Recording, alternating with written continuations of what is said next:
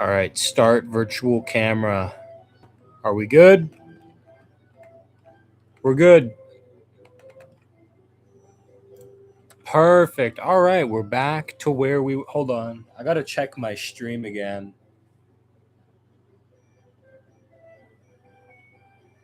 Come on now.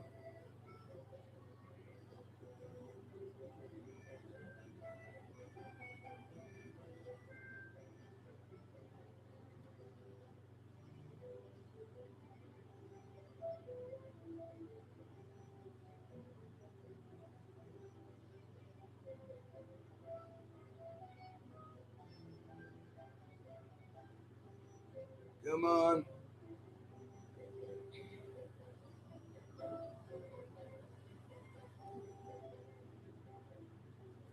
Are we working? Looks like it. Perfect. Oh shit, I forgot to set the thumbnail. Hold on.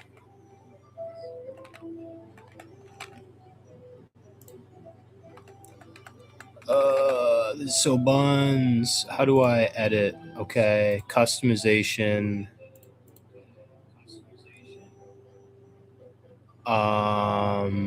Okay, thumbnail.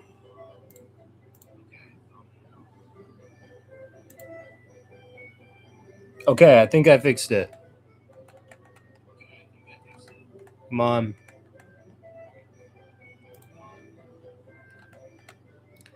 Okay, let's start my camera again and then group. Oh, look at that. Works as best as possible. Oh my goodness.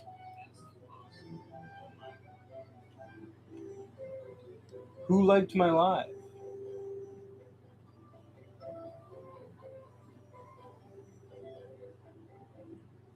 I got one viewer. But I got 2 likes. Oh, never mind. It's just the one.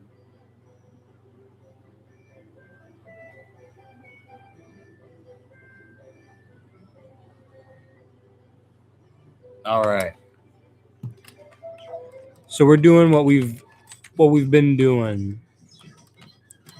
We're getting that shiny Snivy. Starting off at where we left off yesterday.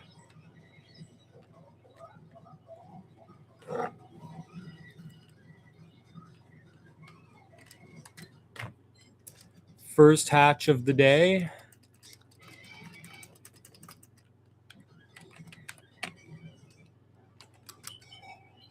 Very awesome.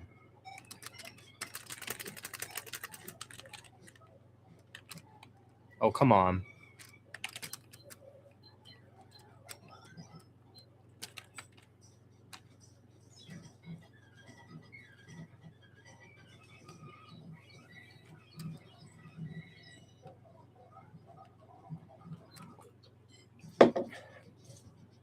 And there we go. We're getting another one.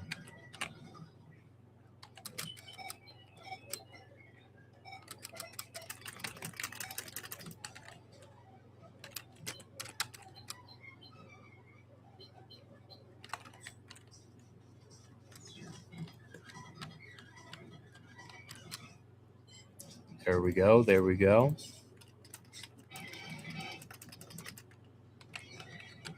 Come on.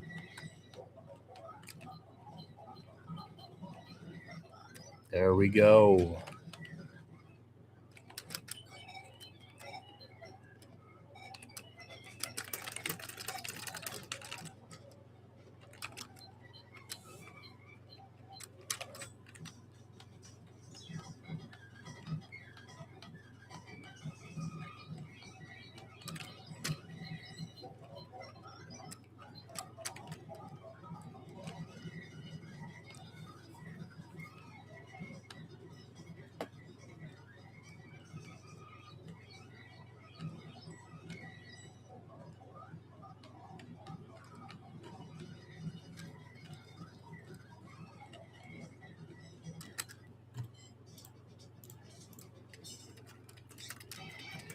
Okay.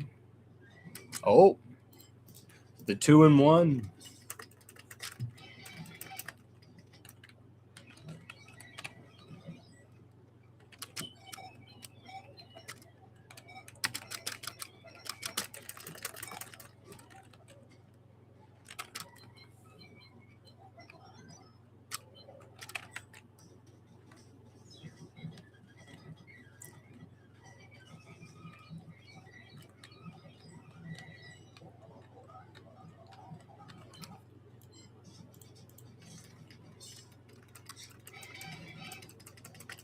I don't really like. I need another dude here. Give me another egg. Very cool.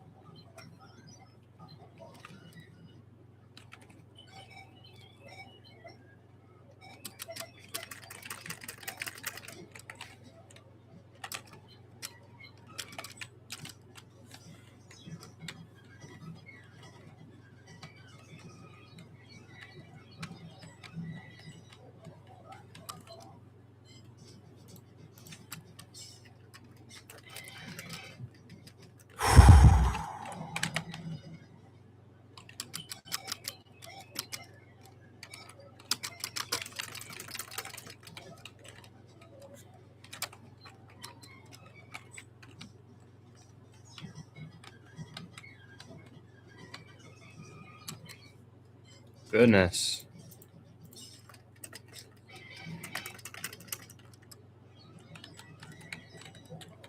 Come on, just give me another egg. Thank you.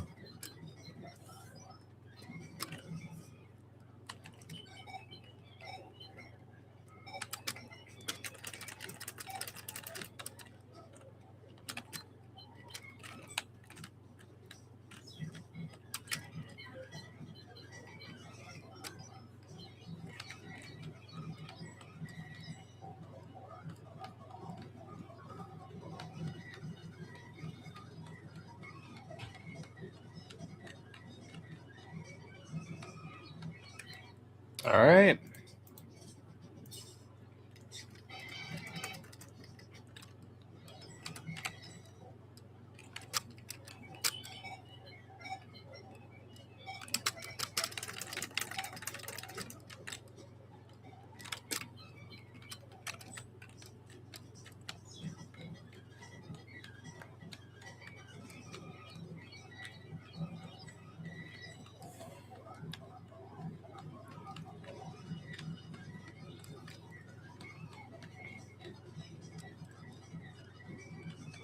Brother, give me more eggs.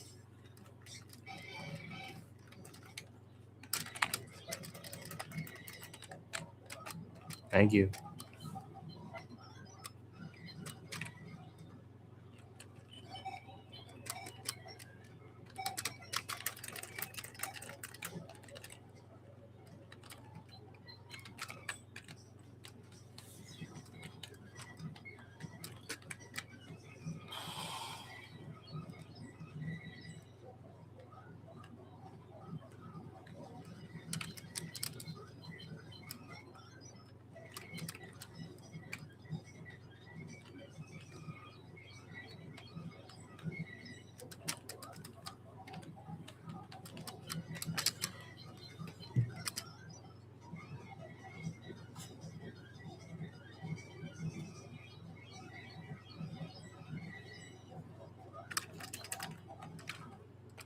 Oh, oops.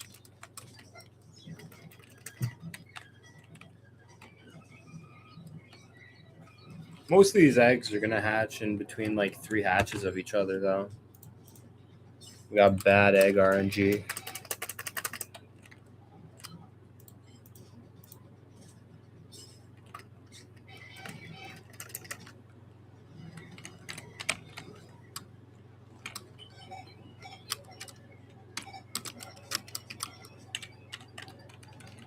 Okay, I still got 2 boxes worth of placements before I think I got to start releasing. Very awesome.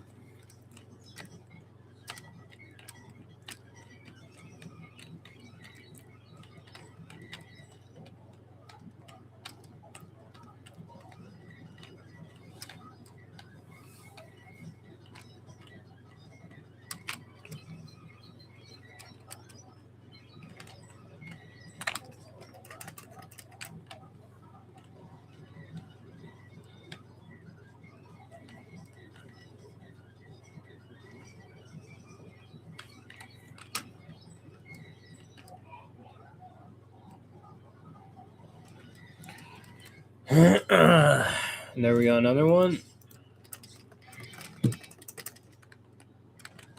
Unlucky.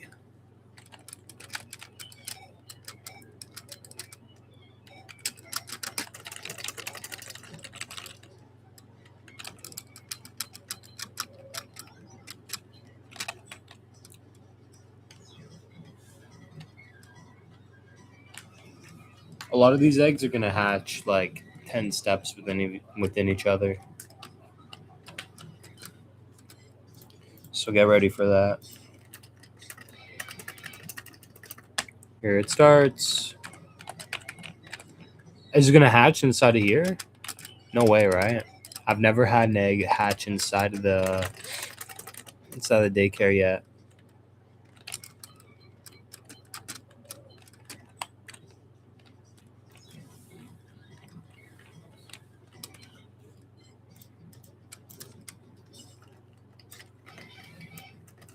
Very cool.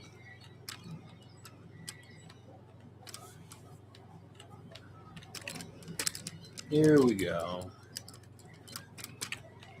Oh.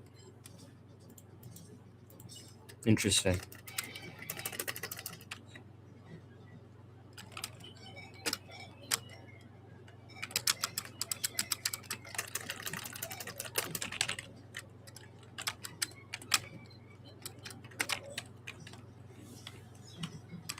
Wow, that was quick.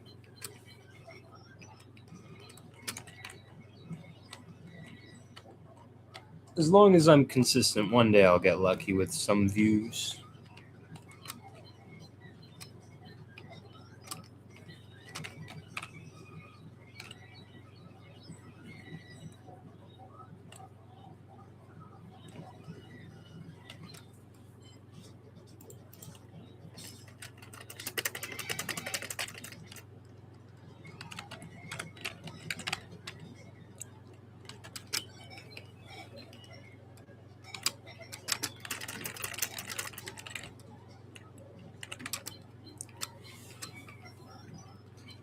No viewers yet, but one day I have one viewer that stayed for like an hour and a half.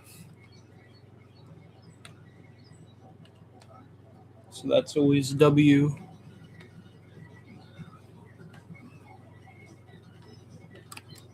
Oh.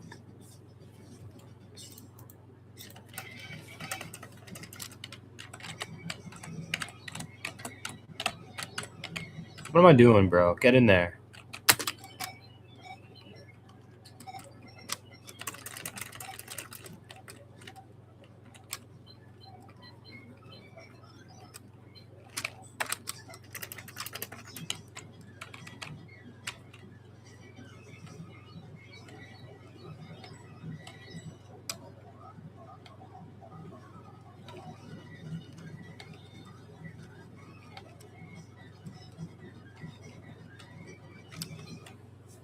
Okay, peek.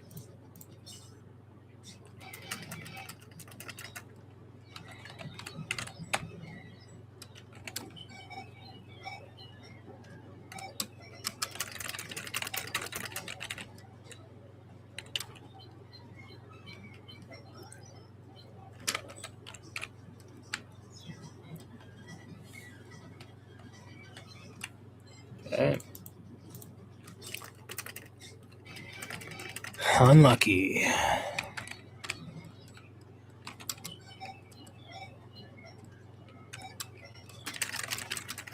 I'm getting some equal. I'm getting lucky on the female roles though. I think in that box alone, it's 50-50 girls, 50-50 boys.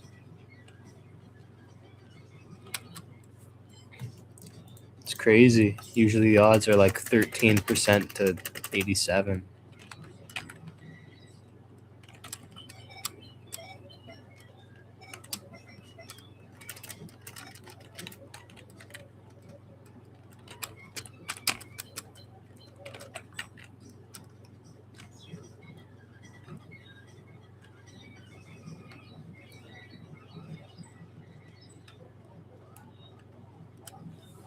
No.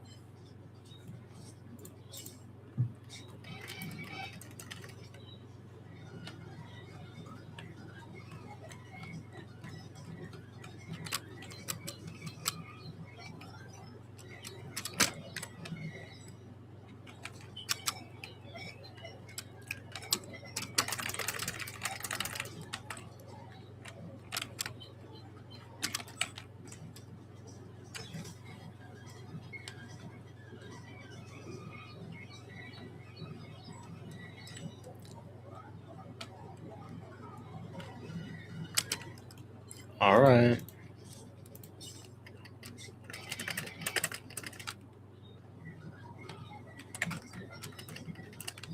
Come on, man. Give me another egg.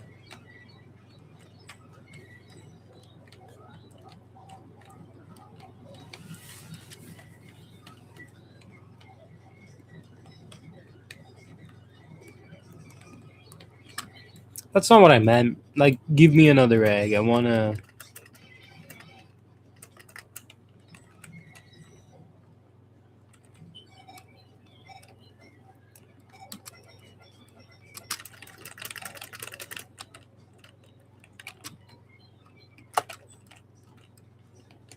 Finally.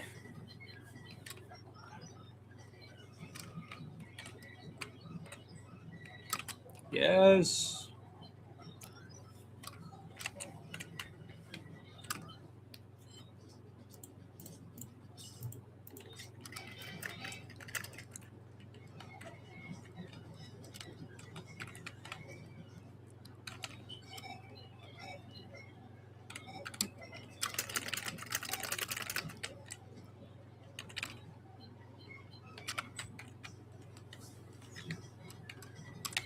Sweet.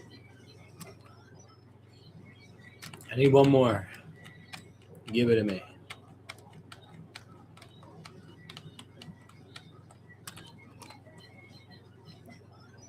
You ask and you receive. Wait a minute. Give me a shiny then. If this logic is compatible, this is going to be a shiny. Damn. Asking for a bit too much.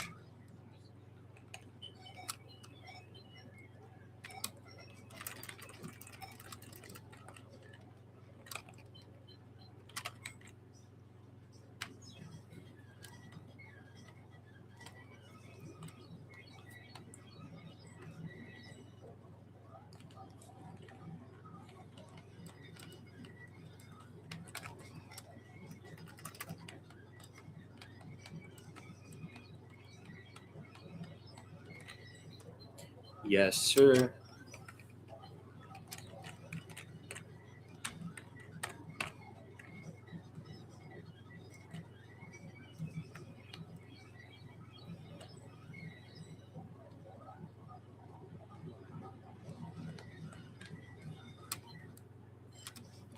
I'm not very talkative this time, but I'm feeling pretty tired. I showered in the morning. I'm usually tired when I shower in the morning.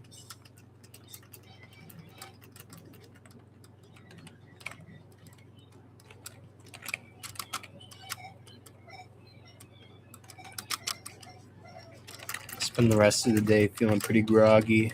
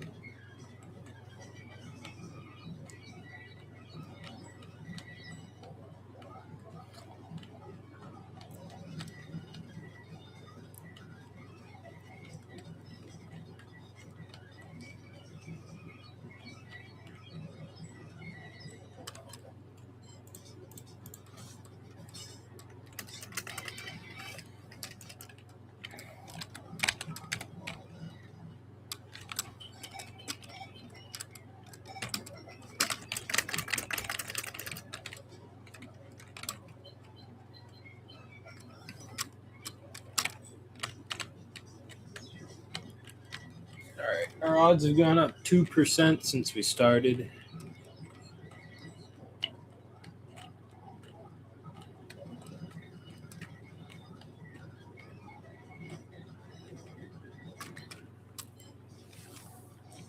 Yeah.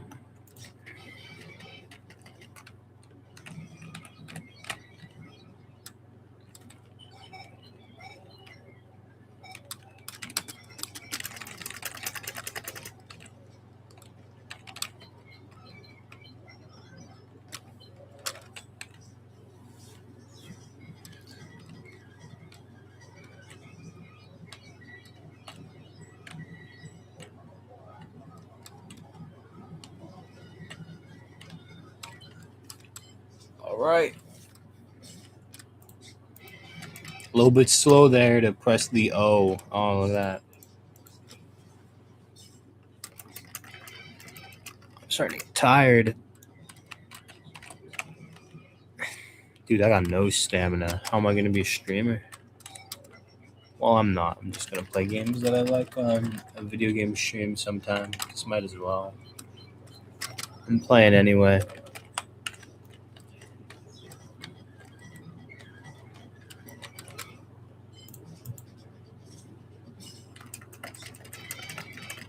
Hi, Snivy.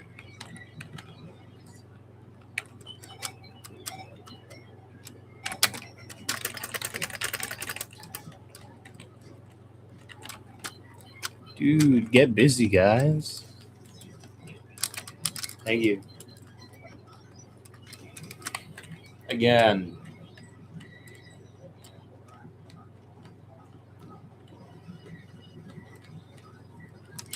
Yes, sir. Again.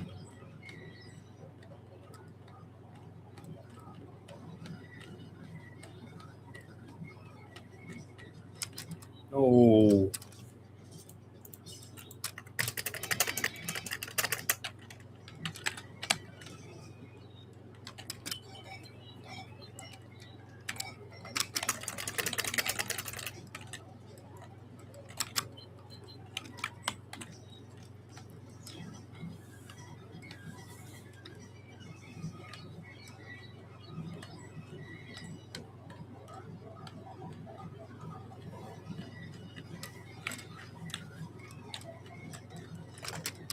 Yes, sir.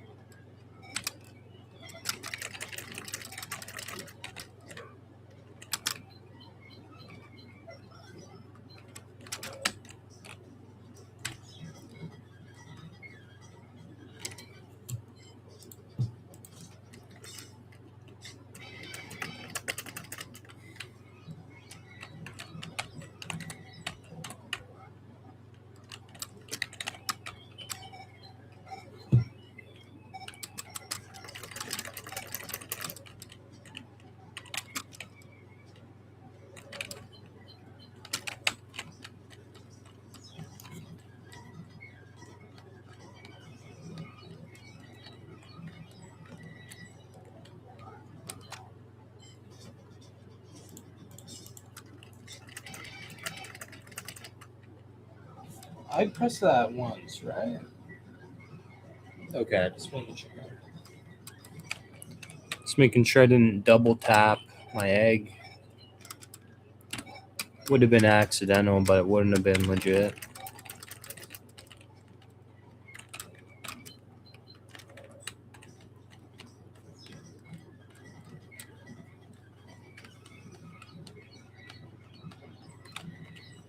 about to hit the big 200. Whoa, okay. I like that. All right.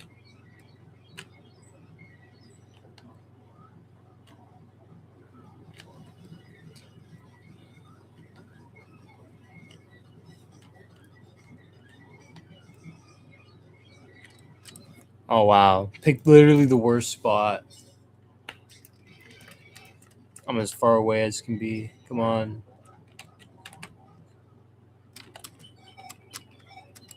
There we go.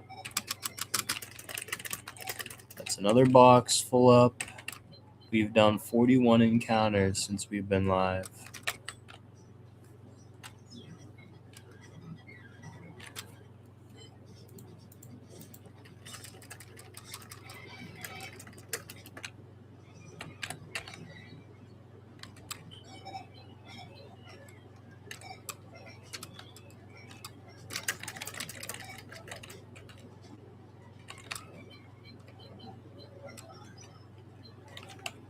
Damn.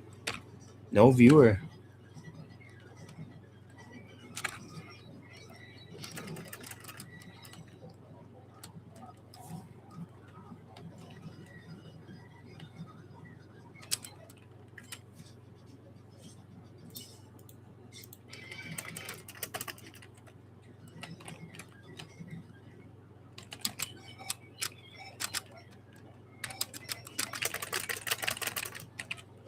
Contrary on the superior would be so cool. I wish I could get it.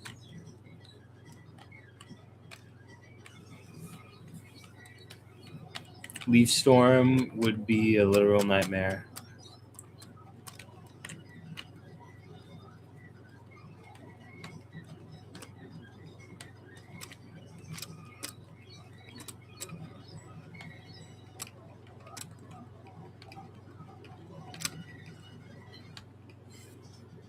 Very cool. Just another one's gonna hatch immediately. I know it. I got that spidey sense.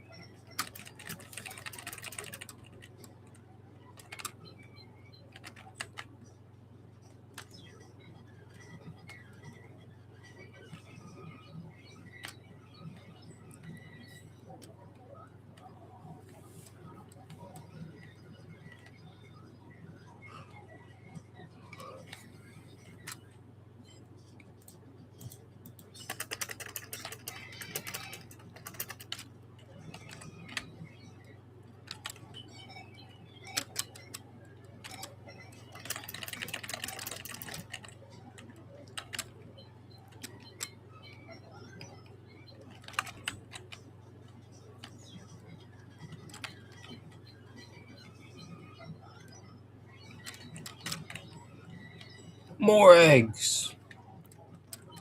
No, not. I mean, like from the daycare, not hatching. Wait a minute. What if I just do this?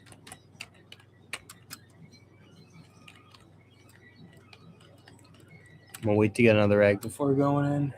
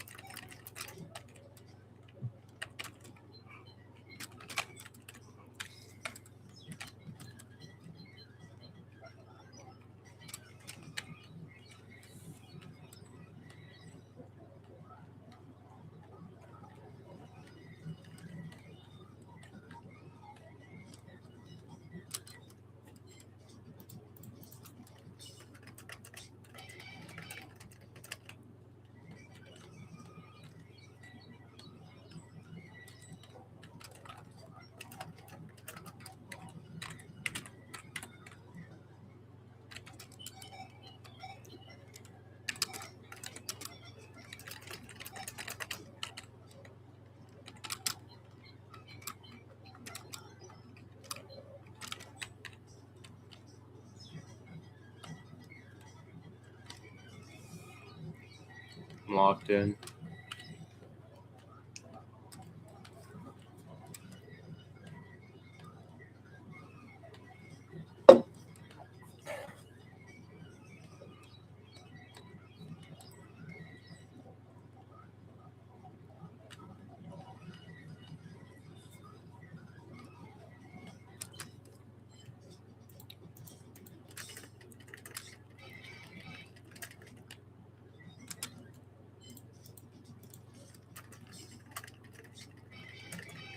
Okay, did I get any of those shiny? I wasn't looking. No.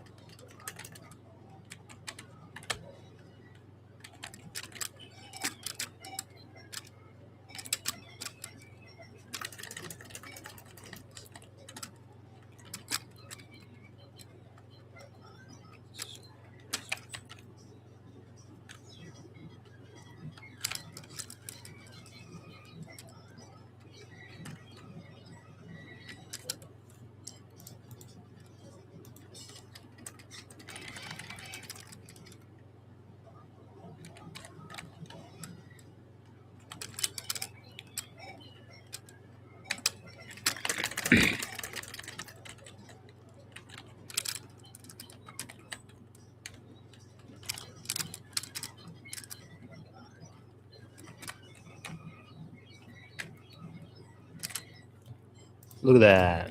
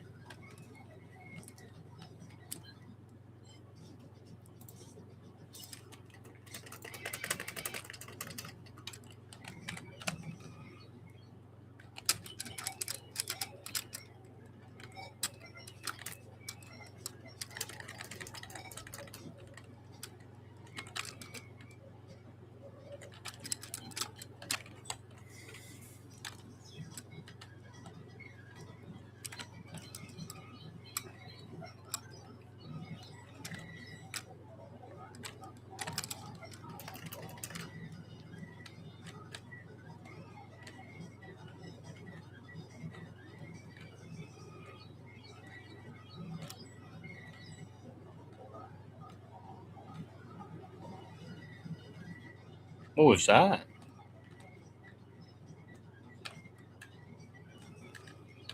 Oh, okay. It was like a really quick twitch. I see.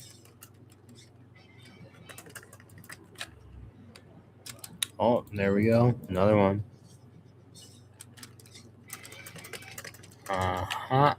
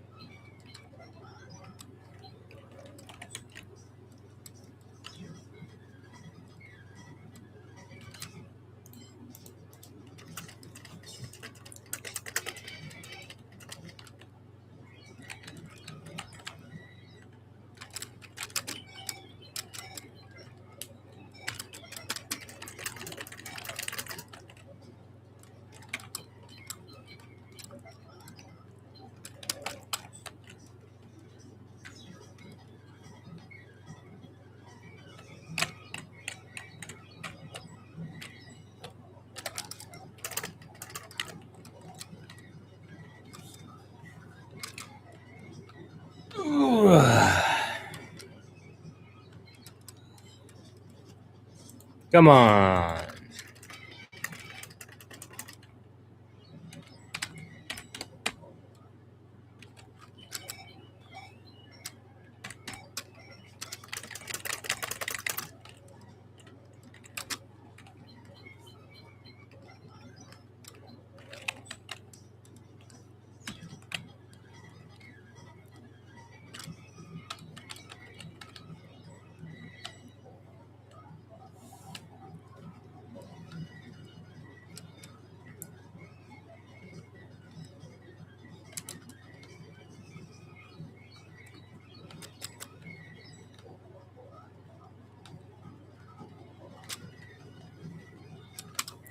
I feel like there's two eggs that are gonna hatch within each other. That's usually what it means whenever it takes a long time for an egg to hatch. Yep.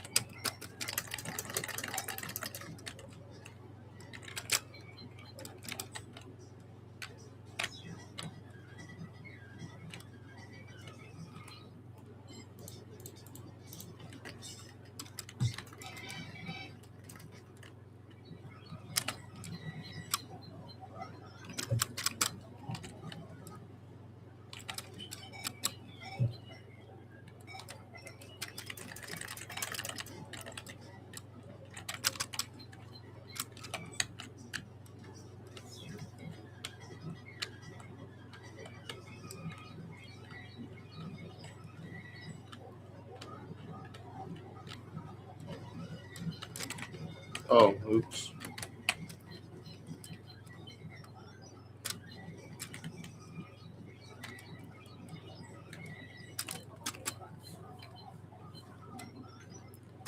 Yes, sir. Oh, look at that. 222, 15% chance. So an 85% chance to not find one. I'm closing the gap.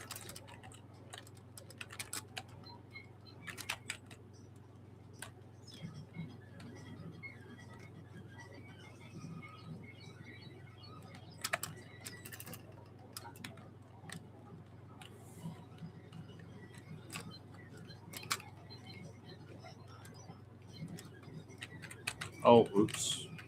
This is what I get for not looking where I'm going. Crashing into the playground. Fuck them kids. I'm on a bike right now. I'll run y'all over. Where's y'all parents?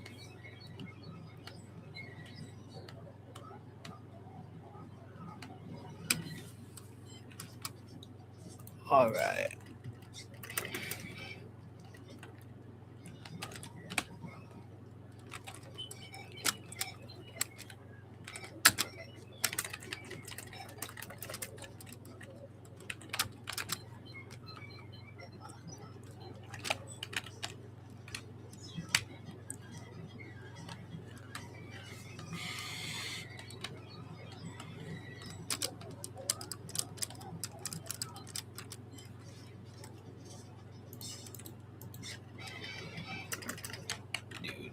So much patience.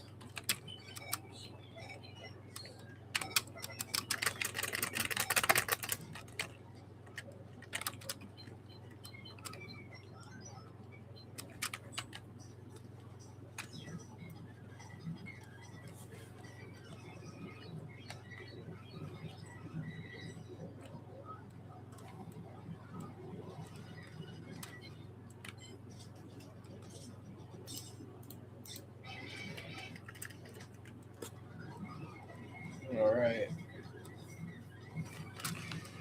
Okay.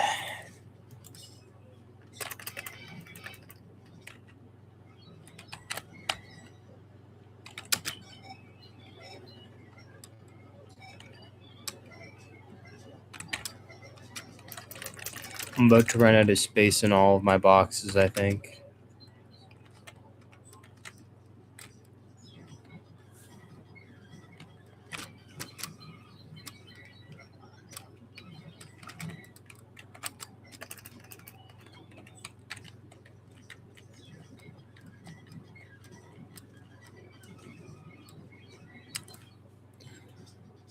All right.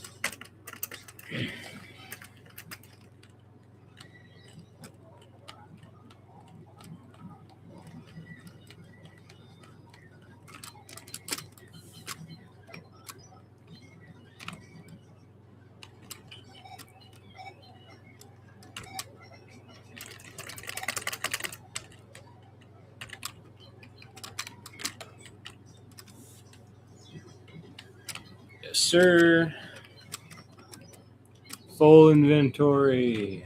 Right? Yep.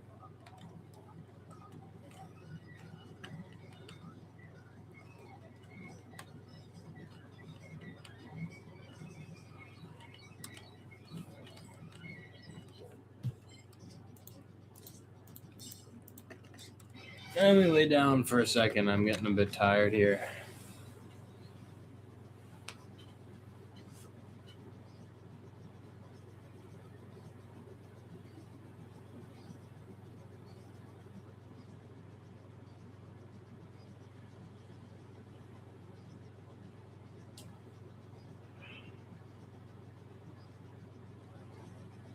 All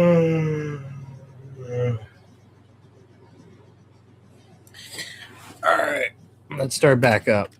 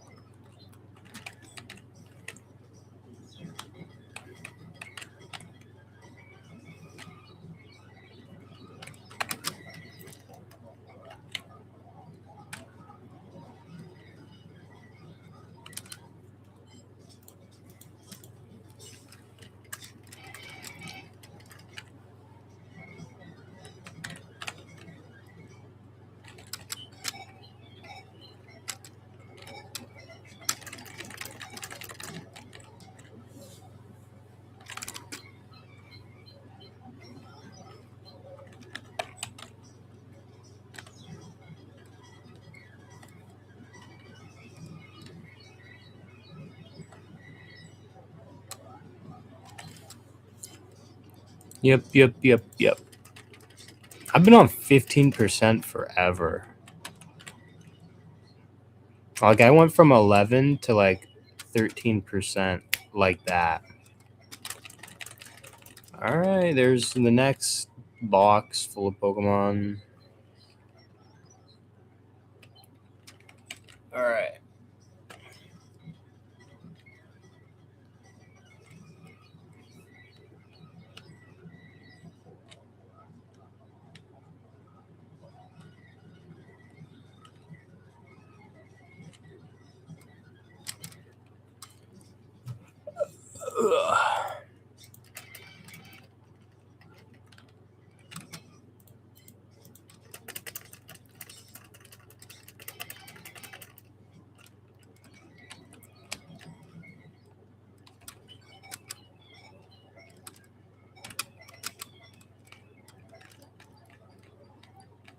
Uh-oh.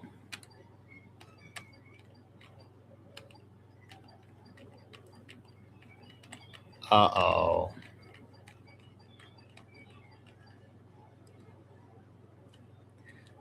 Ladies and gentlemen, we have a problem. All right, here's what I'm gonna do. I'm gonna save the game. I'm gonna go take a piss, and then whenever I'm back, I'm gonna spend like 20 minutes just releasing Snivies.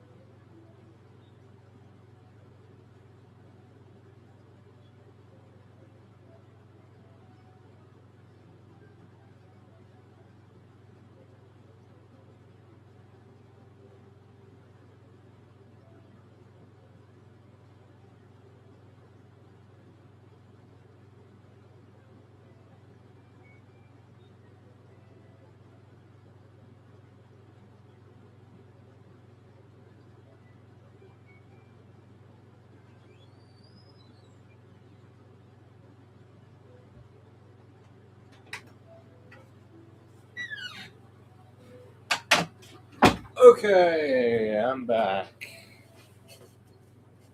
Who the hell's messaging me?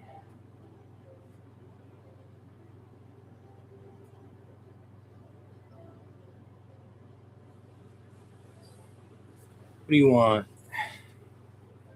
Not a viewer. It's my buddy. All right.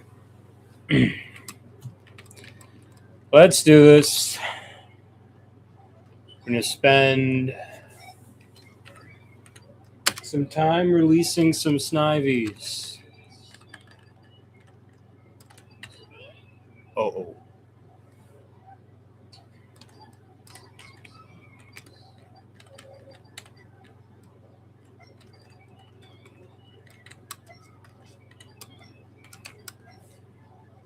All right. Bye, Snivy.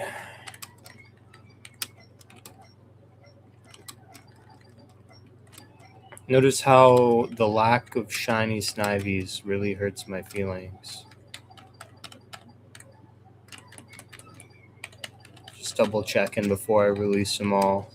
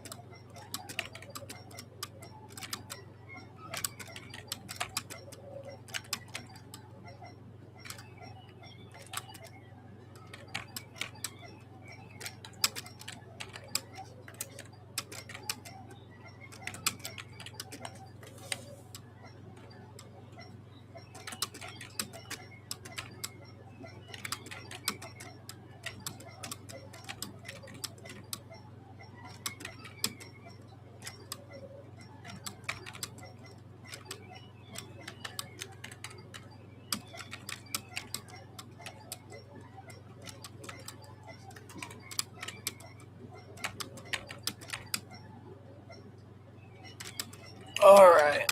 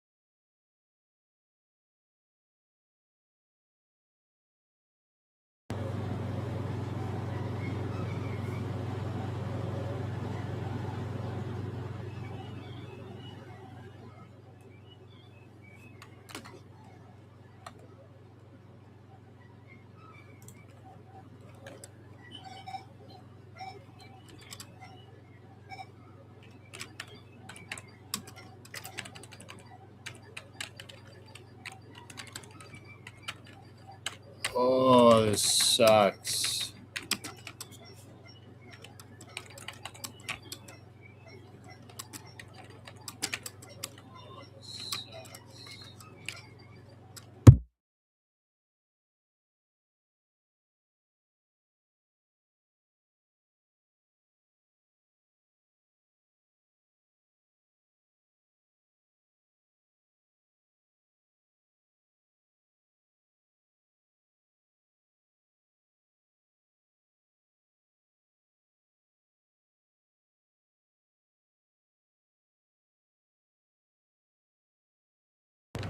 All right.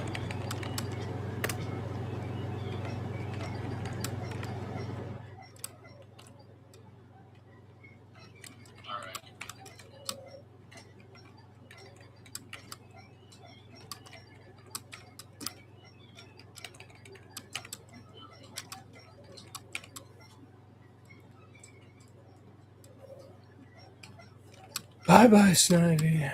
Nobody wants you, unless you're a different color than the rest. Am I right?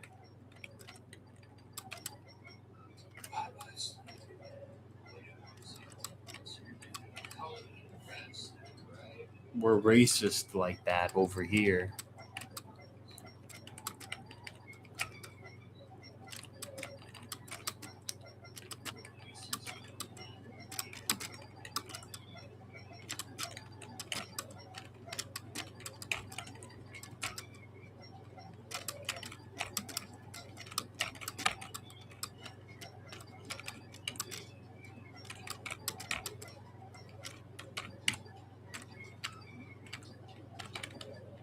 I think I'll do 1, 2, 3 more boxes, and then I'll chill out.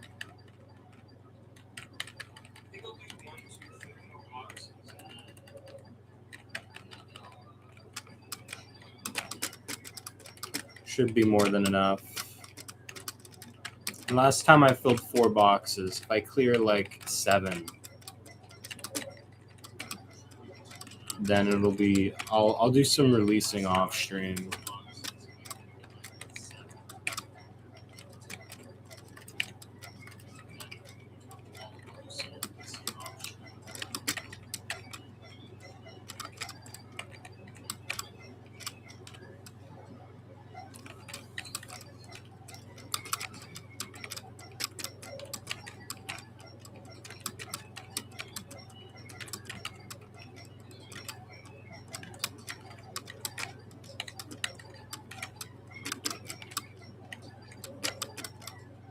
Brother, get out.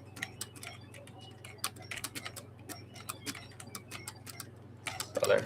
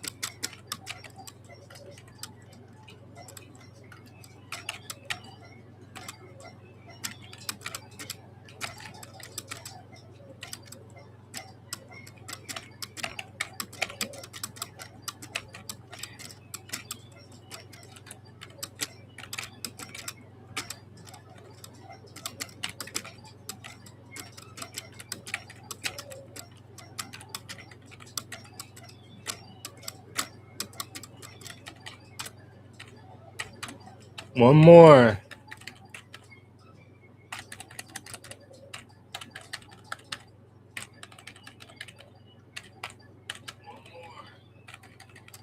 Oh, that's gonna echo.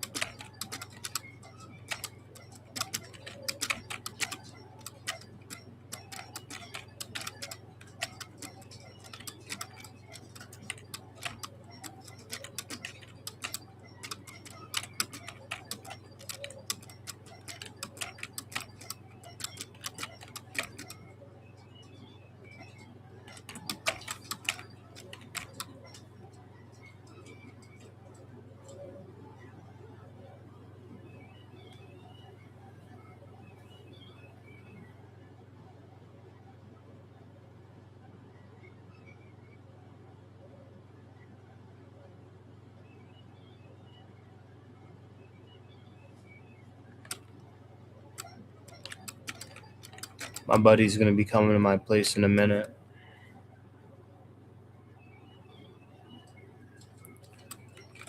Gotta drop him off some stuff.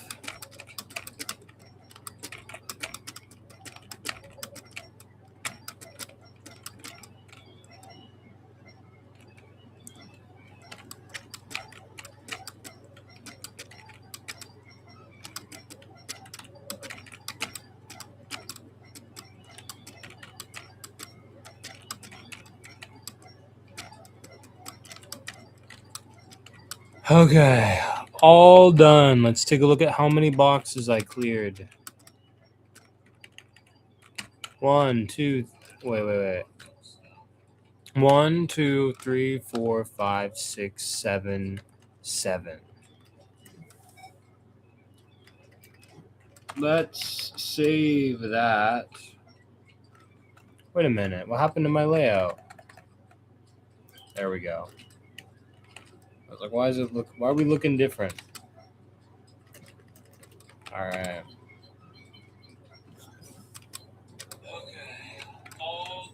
We can start hunting the shinies again. The fun part, which is driving back and forth in a line. Actually, hold on. I want to see what level my dudes are.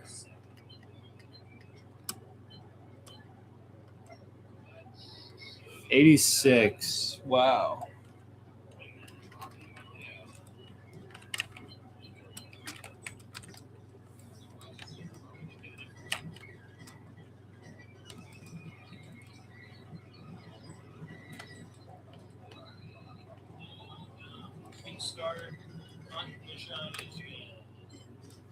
All right. That was a good 20 minutes of barrel of monkeys. Come in. Okay. Let's deposit you in the one furthest in this direction. Get in there.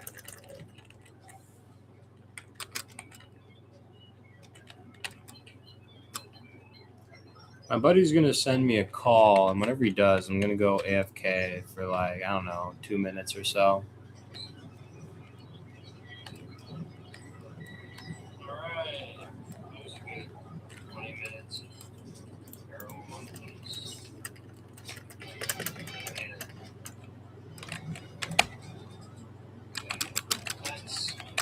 My volume's a little too loud on my other side of things. I have this stream opened on my phone so that I can look at how many viewers there are. It's not really visible on my screen here. So we've been stuck at 0 viewers this whole time. It happens. What matters to me is the Shiny Snivy.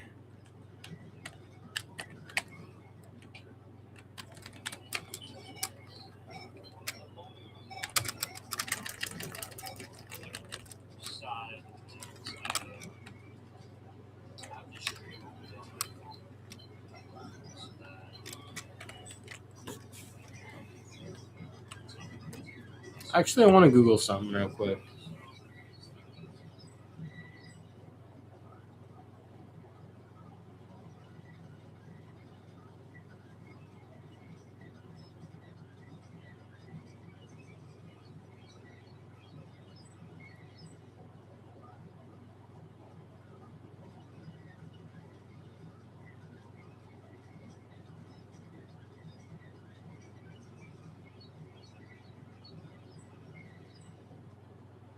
Oh, my TV turned off. You guys don't see it, but my TV periodically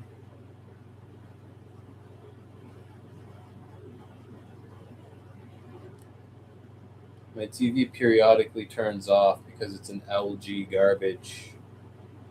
And my parents picked it up for me at like the whatever.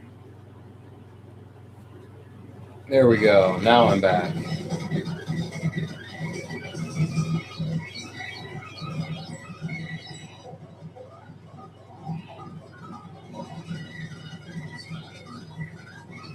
All right. Oh, my TV went up a lot in volume. All right. We went up 15% for like 45 minutes.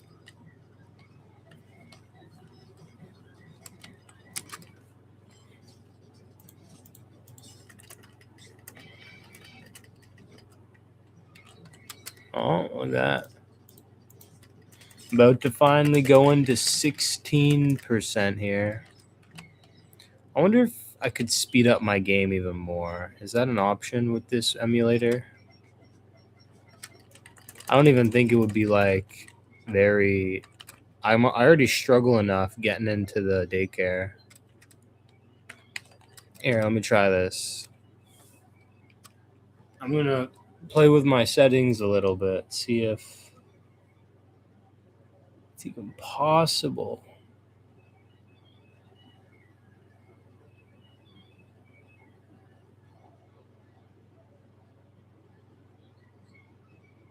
Yeah, give me them cheat codes.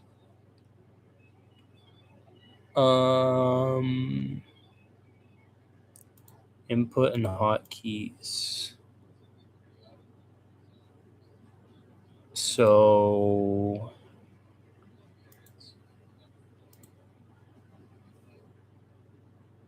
I don't think I can.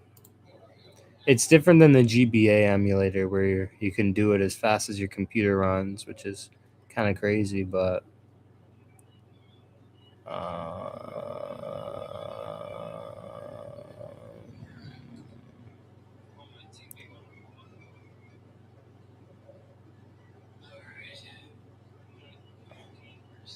I don't think I can. Wait, interface settings maybe? Oh, I can. Look at that. Oh, it's already at max. Never mind. All right, beggars can't be choosers.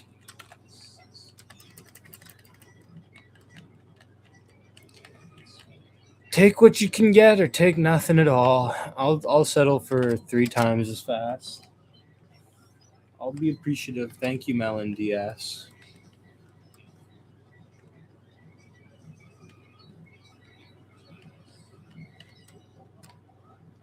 But I do need. Oh, I tried to go up and talk to him, but Snivy hatched from my egg.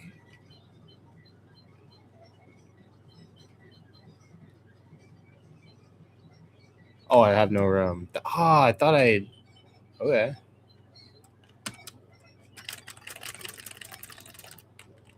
16%. We've went up 5%. Let's go. Since the beginning of the stream, but we've streamed for way less time.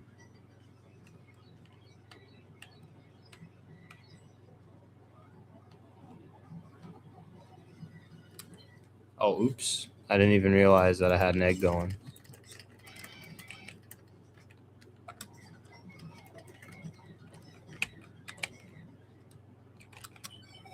My buddy says he's going to send me a message whenever he gets closer to my house. I gotta deliver him the goods.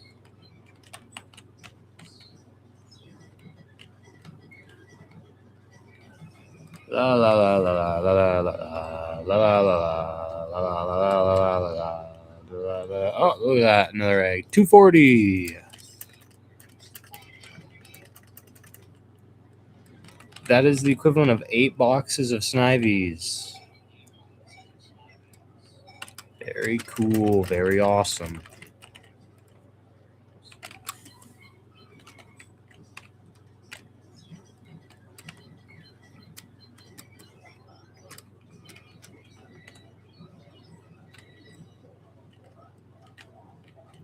Let me do one encounter. Maybe I'll get lucky and get a shiny. Imagine I got another shiny Blitzel. That'd be hilarious. People will be like, "You're using the same clip." Just kidding. I got like 50 total views on my channel or something like that. No, I think it's 40. Yo, someone played my comment on TikTok. Oh, it's nothing important. It's just a laughing emoji. I never get those notifications. I was surprised. I was like, what the hell?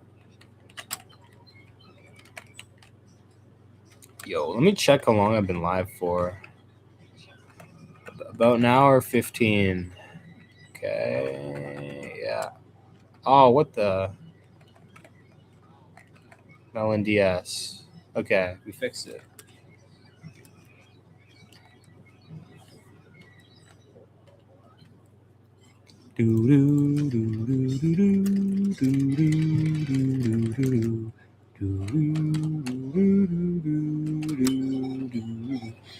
Yo, 16% odds. In reality, I know I've said this before, but it's not bad odds. For a shiny, 16% chance to find a shiny. Encounter, do like 6 encounters, you'll probably find one. Now, of course, that doesn't mean it's a cumulative effect where I have a 16% chance to find one right now. But, like, you ever get a burn on a Pokemon? This is roughly greater than that chance. If you ever get a burn with, like, Flamethrower or some shit. I plan on getting to at least 22% today before calling it quits. But I have a feeling I'm going to do better than that.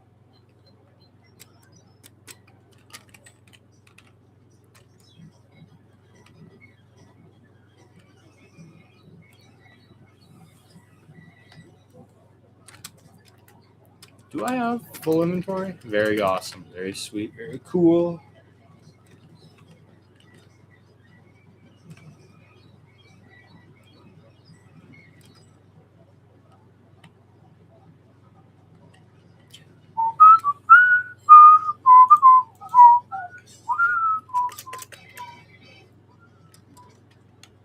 All right, let's go put you away forever.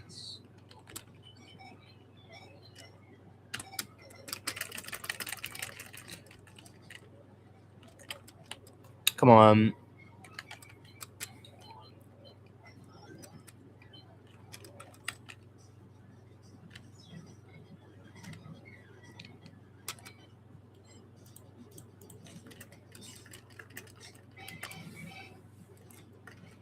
Yes, sir. Okay, let's go toss you away. We don't need you no more. Get out of here. Ah, it's me. Give me that egg. Thank you.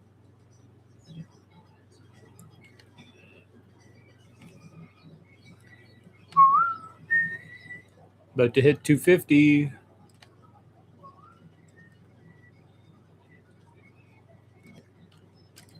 Oh.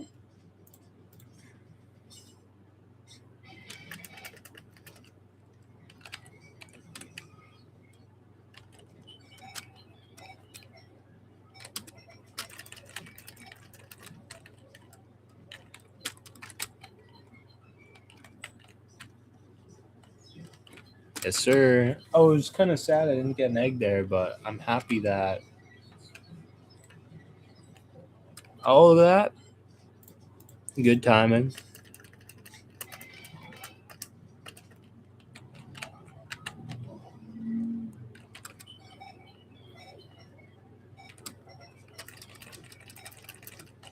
Got an egg for me, Mr. Sir? You better. In 3, 2, if you know it's good for you. 3. Oh, I'll keep it on the 3. Hold on.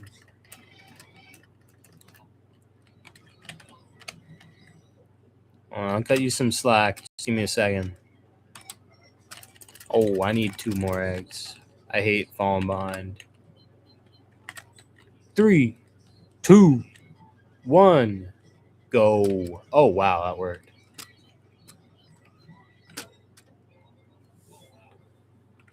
Thank you, sir. Very well appreciated. Whoa. Like that.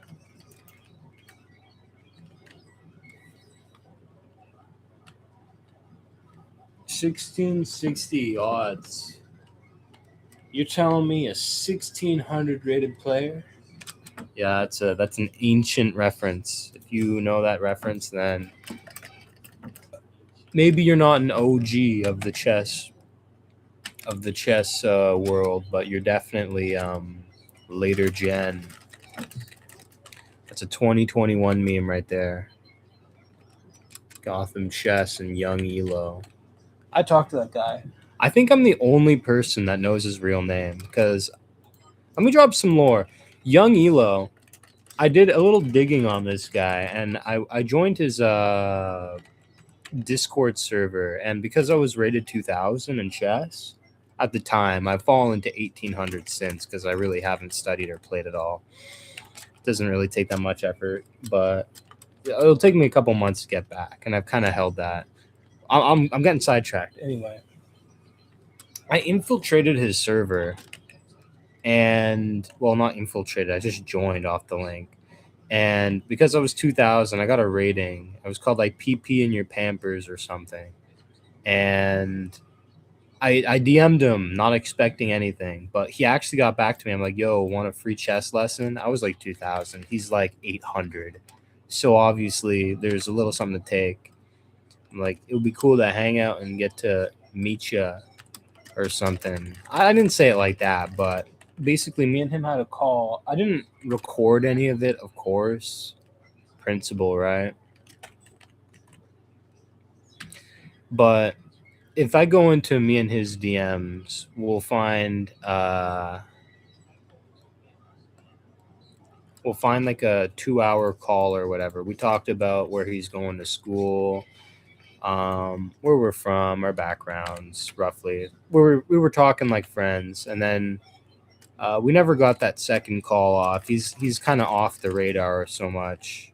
I remember this event happened where Gotham Chess was making his song for he made another song. His only song on Spotify, if you look it up. It's a diss on like everybody in the chess world. I remember Gotham Chess randomly joined the server and he's like, "Yo, who's the moderator of this server?"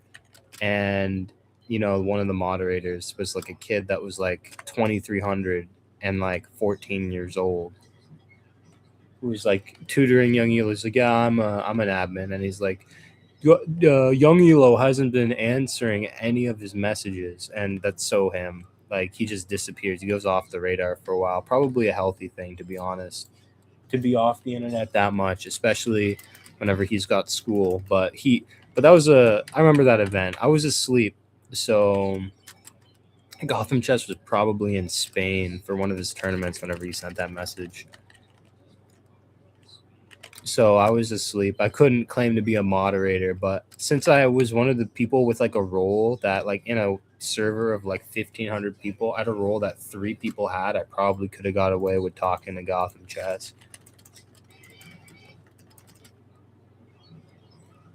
Not to say that sounds like straight up idolatry.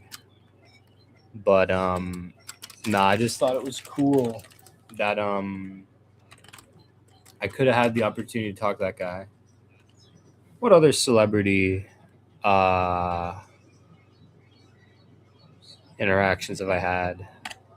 I remember Vladimir Kramnik blocked me on Twitter. That's not really saying much though. He blocked me on Twitter twice. I remember I posted a picture of Shrek in his DMs because like he crashed out on Twitter one day, and he's like, "People, I will block trollers." So I sent a picture of Shrek to this guy, former chess world champion, and he blocked me. And then another message, I was like, "You're the reason Daniel Naroditsky is dead, because he and his idiot sycophants thought he was cheating at chess." And usually you'd be like, okay, well, these aren't baseless accusations, are they? And they are, because he just accuses anyone who beats him. Like, he's like a 50, 60 something year old washed up chess player. That sucks. He loses to candidate masters. For reference, this is like if someone who just got a hold of the basics of boxing beat Mike Tyson, but it's not Mike Tyson anymore. It's like a 70-year-old Mike Tyson. So this dude, he can't really put up his own as much anymore. And he's like accusing everybody of cheating. And Daniel Naroditsky is like a dude literally half his age, not even 30 years old whenever he passed away a couple months back. And I said to him under his like DM, not DM, he wasn't DMing me, but I was saying like underneath one of his messages, because it was, a hot topic at the time. I'm kind of engrossed in the chess world just a bit. And I'm like, you're the reason Daniel Naroditsky is dead. Essentially, that's the gist of it, because he led his viewers on an entourage to like harass Daniel Naroditsky about this. And Daniel Naroditsky is Russian. Vladimir Kramnik is Russian. So he was getting support in English, but loads of hate in Russian. And I feel like the Russian, because it's his mother tongue, or was his mother tongue, rest in peace, he overdosed, on kratom, I think it was. He had a heart condition. It was a non-lethal amount, but he had a underlying heart condition that caused his untimely demise. Rest in peace to that guy. He was such a good guy. What other celebrity interactions? I remember Jacksepticeye hearted my comment once. I made a comment with like 3,000, and he also replied. It was something so dumb. I was like 13 years old on an alt account, and people were saying, "Oh, you stole this joke," and I totally did. And like I went on like Jacksepticeye deleted my comment, not deleted my comment. He deleted his comment in response to mine and unhearted my comment because of all of like the hate that was going on, because people were like, "You stole this," and it got like maybe half as many likes as my comment, and my comment got like maybe, I don't know, 3,000 likes. And then I was just like arguing, and I was I was absolutely getting ratioed, but I'm a 13-year-old on the internet, and like you could literally click on my account and see my prepubescent face, and it would be like AZ screen recorder of like my singing monsters on my account. Everyone was taking me serious for no reason. I don't know, those things, so trivial, so trivial. But it's a cool celebrity interaction, I guess. I never talked to him. The comment I left was like completely unrelated to the video. It was like, why can't cats do backflips? Purple, because dogs don't do math. And then he replied something, I think word for word, math is hard, exclamation point. I remember that. And it's such a dumb thing to comment to. Of course, Jacksepticeye, the millennial with like autism, would reply to something like that. He probably chuckled at that. It's just silly and dumb enough for him to be like, all the way.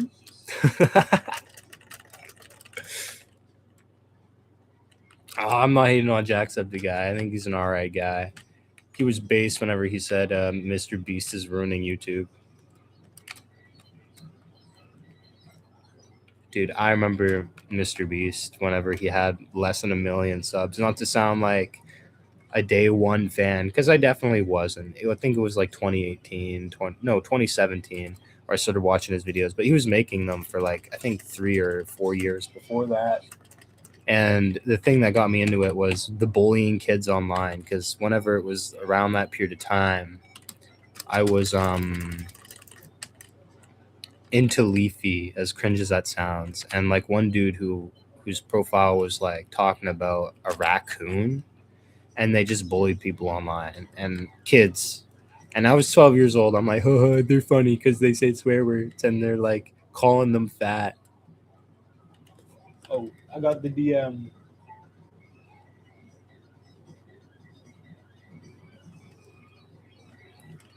So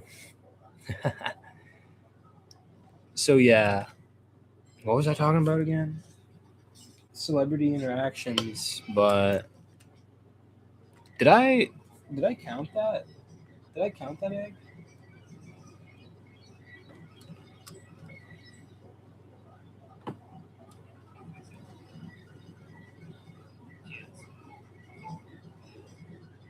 Hold on, I'm taking a look. I'm gonna stop and see if I got that egg.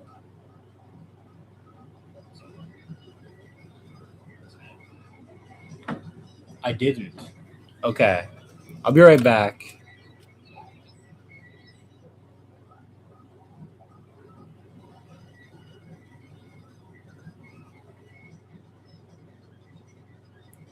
Okay, perfect. I'll be back in a second. I just gotta.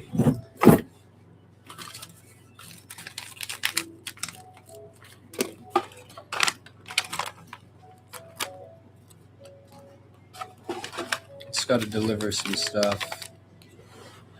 I'll be right back.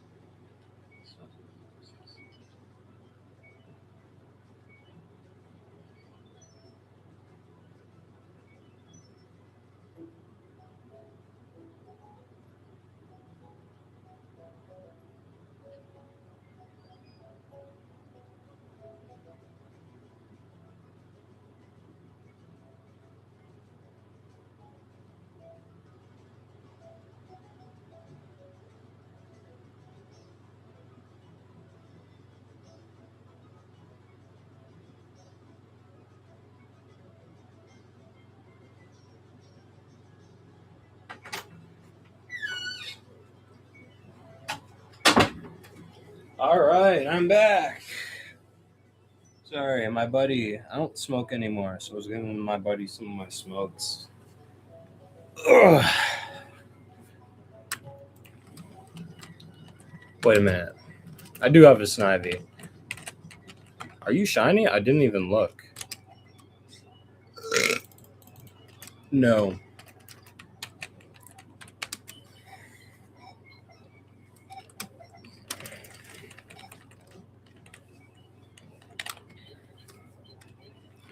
All right, let's get this on with.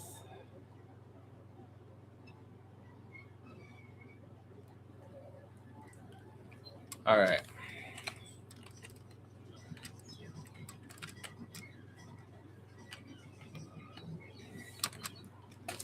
Very awesome, very cool. 266, getting there slowly, surely, eventually. Tomorrow? Not tomorrow.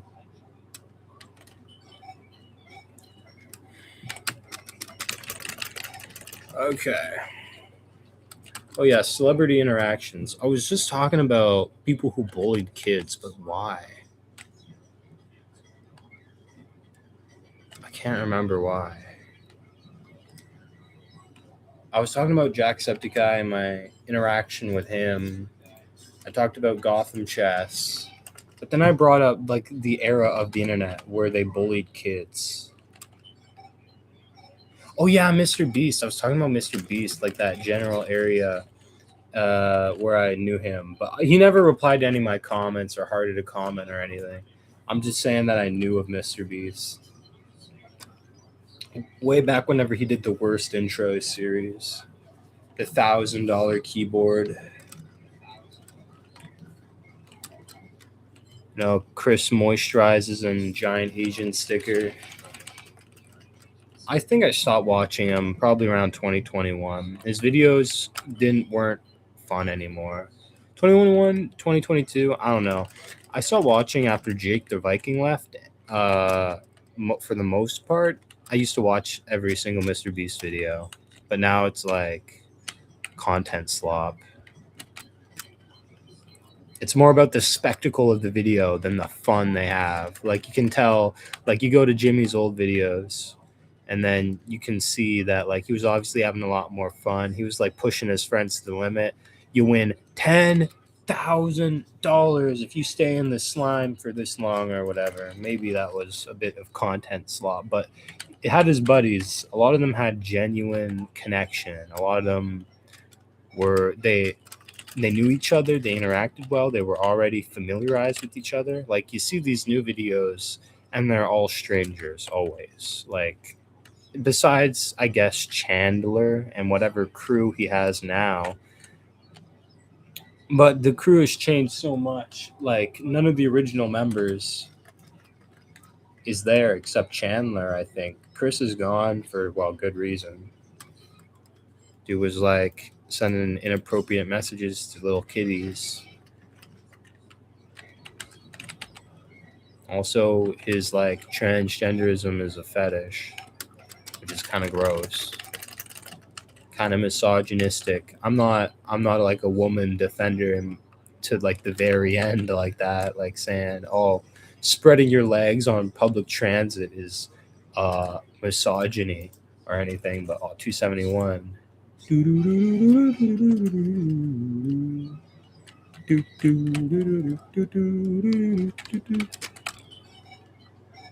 Um, but yeah, fetishizing being a woman is kind of like a mental illness, and like I don't know what it is, but like they always have weird interactions with kids.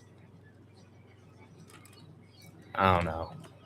I'd have to look at the per capita to see if it's even an accurate stereotype.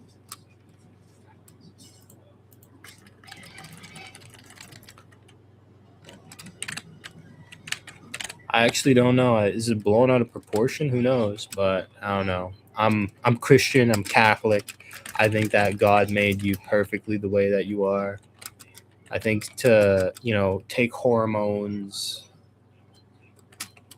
and that sort of thing to deny your body that God gave you, kind of sinful. Pretty sinful, actually. Spitting in his face.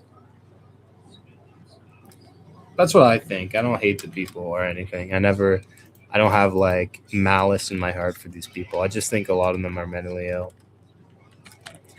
Maybe not everybody is mentally ill, but like you see posts about like the detransition trend, and it's just people that were caught up in a wave. It's kind of like goth. It was kind of cool, but like once you realize it's kind of gay. You put it down once you're matured.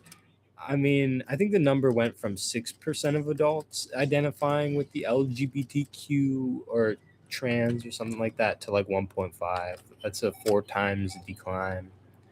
I remember back in school, 2021, I was 16 years old. There were these like Dream SMP sycophants that had like lunch tables. These are like the most anti-racist people. They're super duper woke, okay? I mean, go for it. But they would discriminate if you didn't watch Dream and Tommy in it. You couldn't sit at their table, and that's literally they're segregating themselves from other people because of their little cult like addiction. Like, and oh my goodness, you wanted to piss one of them off so much. They're literally wearing like lesbian and trans flags as capes, and they're like the loudest, most cry. They cry over anything. I'm not sure if this is a representative of the whole group. I'm just telling you my experience at my school. But they formed like an echo chamber of like two tables, and I watched that table slowly dwindle down from 2021 until Technoblade's death. And then, you know, there wasn't like an entire armada of people. By the way, like 90% of them were women. I think the 10% were just like the boyfriends of said women that are like, okay, you're the exception. I think George Orwell would like go nuts go if he heard about that. He'd like write so much regarding like woman and stuff. That was sort of his thing. I mean, a lot of philosophers think that, and I think it's partially true. I do think women think differently than men. I mean, I've had girlfriends before. I never understand them.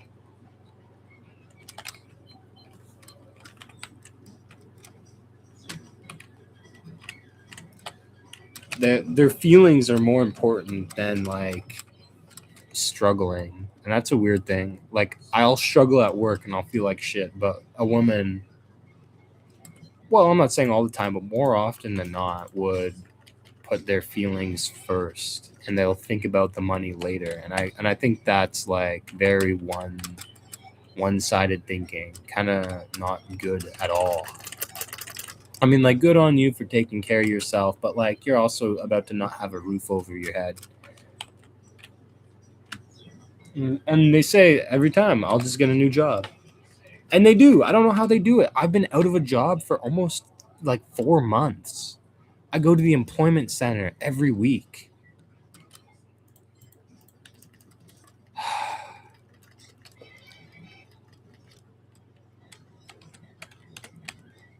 Where do they get these jobs, man? McDonald's won't take me. McDonald's is like 70% Indian where I live. I don't even live in like a dense urban area in Canada. Where do these Indians come from? Our census only says there's like 200 of them. They're at every job. They own like there's like the subway mafia where I live, where if you're not Indian and a student, you don't like you don't get in.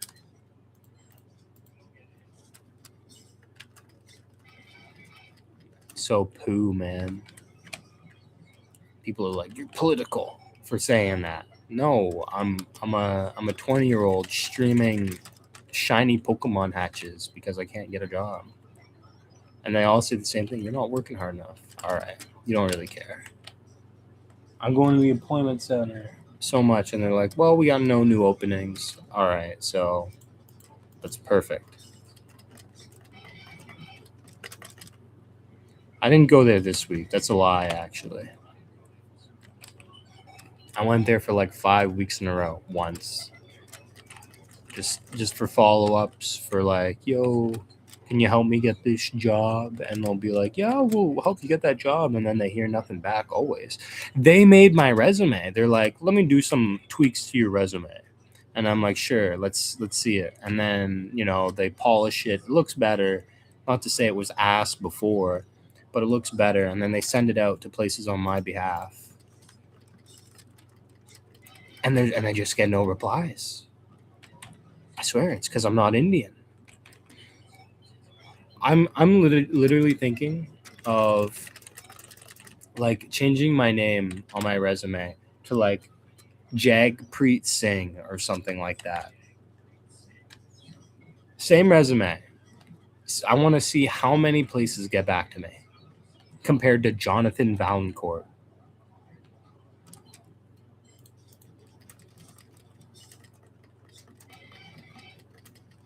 Has anyone ever done that as like an experiment?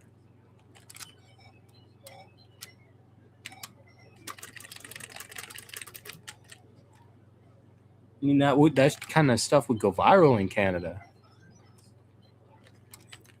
I mean, nothing would change. I mean, our global happiness rate fell from number 1 to like 23 in 5 years. Same with quality of life. We went from like number 1 like 10 years ago to like 37th, which is kind of crazy. Like every stat before our eyes is declining.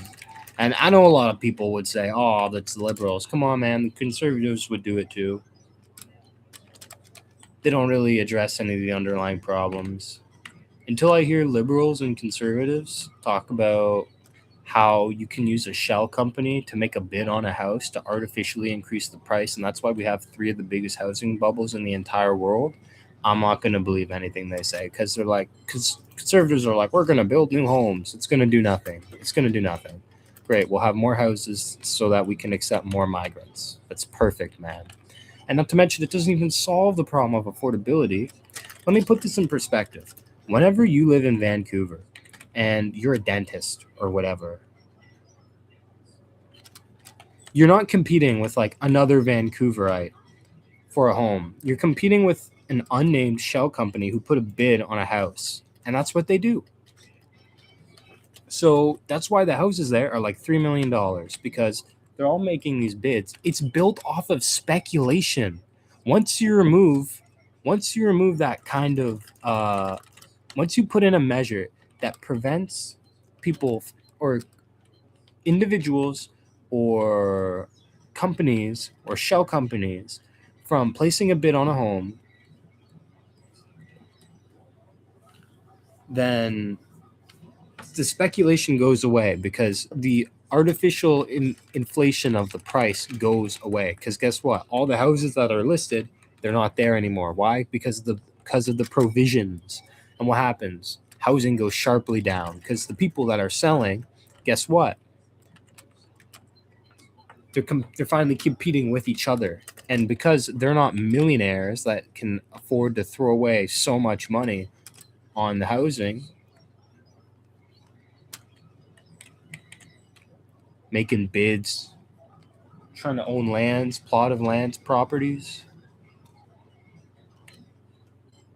Because that isn't happening, speculation goes away. Our housing economy is built on speculation. And this is why I didn't trust the conservatives, because this is a huge problem. Nobody knows about it. They know about it. The average Canadian has no idea. They just think, oh, well, we need housing and zoning reforms. And that's like 20% of the issue. The issue with these big bubbles is that they're built off speculation, and that can be easily crushed for like satisfaction of the middle class, but they're not going to do it. So until I hear people or politicians talking about it in parliament, I ain't going to fucking believe it. And it's the same thing with, I remember whenever one of our officials said we were going to have to accept the lower cost of living. Well, they didn't say that word for word, but they essentially said, well, with the current economic condition, we're going to have to lower the quality of life to save the economy. What does that even mean? Save the economy? Didn't you just pour like 5 million Indians in here? I thought that was a good thing. I thought that was a good idea for the economy, and we're still struggling. So why are you still in charge? Your ideas suck. They never worked, and now you're proposing new ideas. Now you're saying we have to accept less. Go fuck yourself. Go fuck yourself. I'm getting political here, but I don't even care. I'm not bored hunting for the shinies. We sell raw minerals and materials for nothing. We could refine them here in Canada and sell them for like 10 times the price. And guess what? We wouldn't even need a birth rate that's above replacement for however many years, because under the earth we have things that are worth lots of money. We just need to refine it. And the climate people will come at you. Well, But that's mean to the trees. Yeah, I don't give a fuck about the trees, man. I'll keep it a buck. You want to hear a fun fact about our climate emissions? Canada puts out, I think it's somewhere around 0.7% of the entire world's global emissions. China puts out 26%. In 36 hours, an entire year of Canadian industry, that is the equivalent. Chinese industry, 36 hours, Canadian industry, an entire year. Who gives a fuck? Honestly. You a climate protester, go to China, okay? Go to India. India is like another, like, what, 19%? I'm making that number off the top of my head. But that would be accurate considering population as a factor, right? Because India has less people, even though it's a little less industrialized. Thing about China is that China's on the rise. People don't know, but like in 20 years, they're gonna have a quality of life comparable to like the West. I think that's true. I'm not like a Chinese plant playing Pokemon, but like their GDP per capita right now, I think is like 13,000 USD. Considering where they were like 40 years ago, whenever it was like literally 1,000 or like a couple hundred, that's a big shift. That is like bringing everybody out of major poverty kind of shift. Like poverty obviously still exists, but like major poverty, people starving on the streets, that's, I mean, obviously that's still a thing. You got billions, you got like over a billion people. But my point remains where China is doing everything right, where they don't have a government centralized around another nation's foreign interest, Israel, or with any sort of Israeli interference, like with APAC, lobbying different constituencies. They don't have that. And while I'm saying that's not a direct correlation, but it's an interesting thing to notice.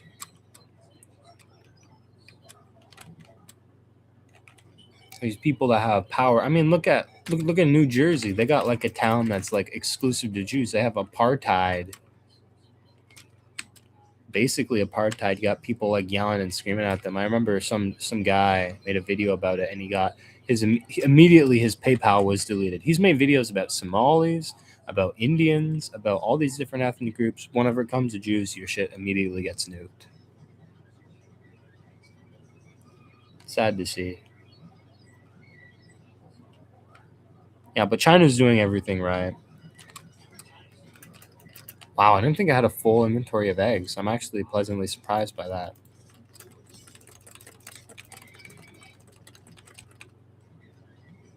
But the thing is, I'm not a China glazer. I don't like China. China has a maybe not a huge role,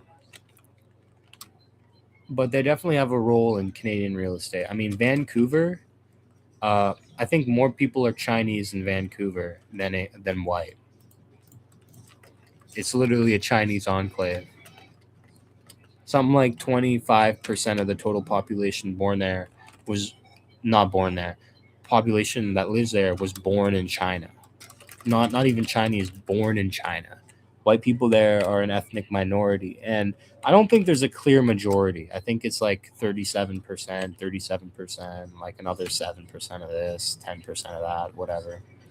That math doesn't add up, but you get my point. Where I'm saying it's kind of equal. It's like a think about San from Tokyo from like Big Hero 6, minus all the cool technology and drugs are illegal. You got San Fran shithole. Not because it's Chinese, but because it's Chinese and it has a lot of drugs and shit because of negligence. I mean, any self respecting nation, I mean, China just passed a law where ethnic unity is really important to them. They're like, we don't want to become a nation of these other ethnic groups. And the reason they do that is stability. I mean, you look at the West; they take in a lot of migrants. You got like Muslims protesting for Sharia law. No one wants that. No one wants Sharia law. I mean, masterful gambit by by the political class where you promote women's rights for a decade, or should I say, like 20 decades, 20 years, and that's the big topic because pandering to women gets you votes.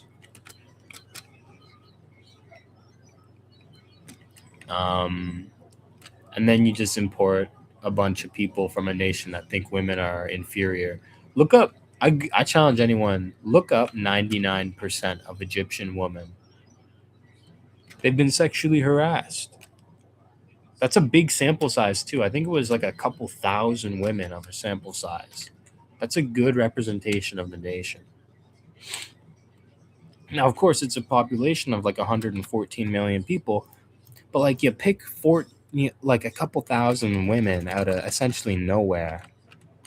You spread it out. You know, you're from Cairo. You're from Giza. You're from where are you from? You're from I don't know any other cities in Egypt. Alexandria.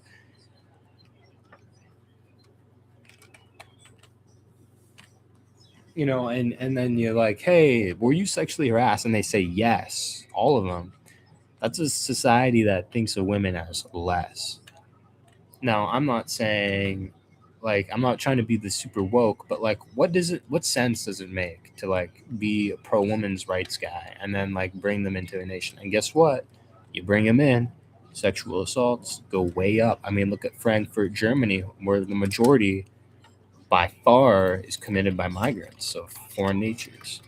I'll give you a perfect example. I think there's about 40, 20 to 40,000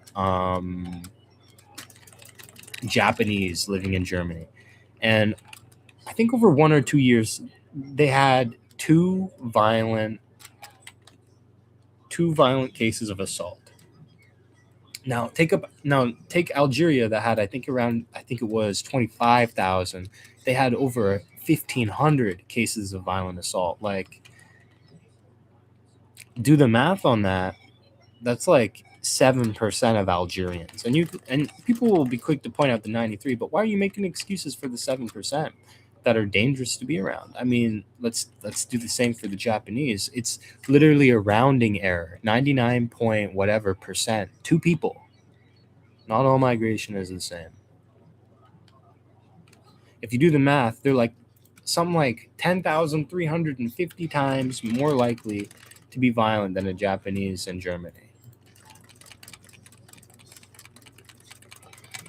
So whenever they say women's rights, what are they even talking about? You go to UK talking about the grooming gangs is illegal. Don't want to hurt the... I remember seeing the most dystopian post ever on TikTok. It was meant to be a meme, but I looked at it and I'm like, that is the saddest thing I've ever seen. It's like school in the UK and every single teacher is a Muslim. I'm not hating on Muslim. Well, maybe a little.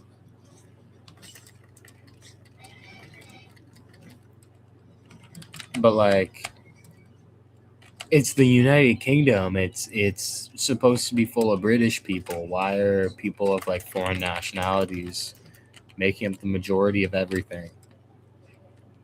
And I'll tell you what it is. It's literally just negligence. It's hard to believe it isn't malicious. I'll say that. I'm not gonna say anymore. If I ever get any clout, they're gonna be a conspiracy theorist. Oh my goodness, you're a conspiracy theorist. How dare you? You're racist. You're probably anti-Semitic as well.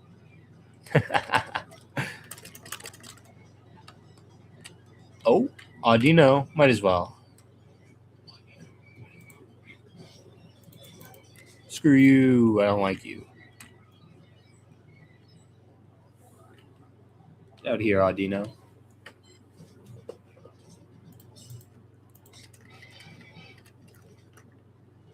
Yeah, I finally found my groove. I'm talking to myself now. And I have an audience about it. I'm just shouting into the void essentially at the moment. Yeah, but I do think this, mass migration thing, whenever we did it to other nations, It was called colonization. Whenever they do it to us, it's except you ruin their homelands. They're poor, so you got to let them come over here. Colonization made their life so bad, so they have to live here now. Why? I mean, they're literally governed by themselves in the same way that we were. They like to say, they took our natural resources. Well, they're still there. I remember seeing the funniest thing. It was like a 1980 tree density of India versus 2020, and they wiped out like something like 90% of their major forests because they didn't replant. I'm like, how is that our fault? You destroyed your logging industry because you forgot to plant trees in their place. Or maybe you didn't forget. Maybe you're just dumb and expected them to grow back on their own. Is that really our fault? We didn't teach you how to plant a tree before leaving your nation like you wanted us to? Some dude on the street of India literally starved himself to death until the British left, and that worked. What the hell?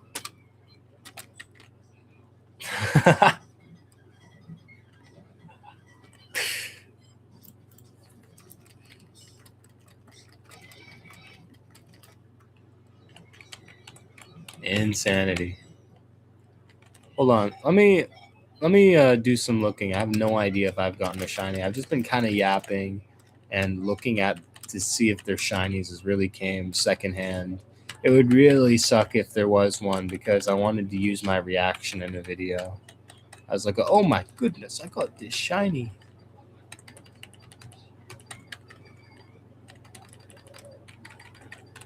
Just double checking. I've filled, what is this, 3 boxes already? Something like that? 1, 2. Okay, I'm getting to the 3rd one. After that, I have 4 boxes before I got to spend another 20 minutes. Ugh. I hate that. What day is it today? Okay, Friday. No church tomorrow.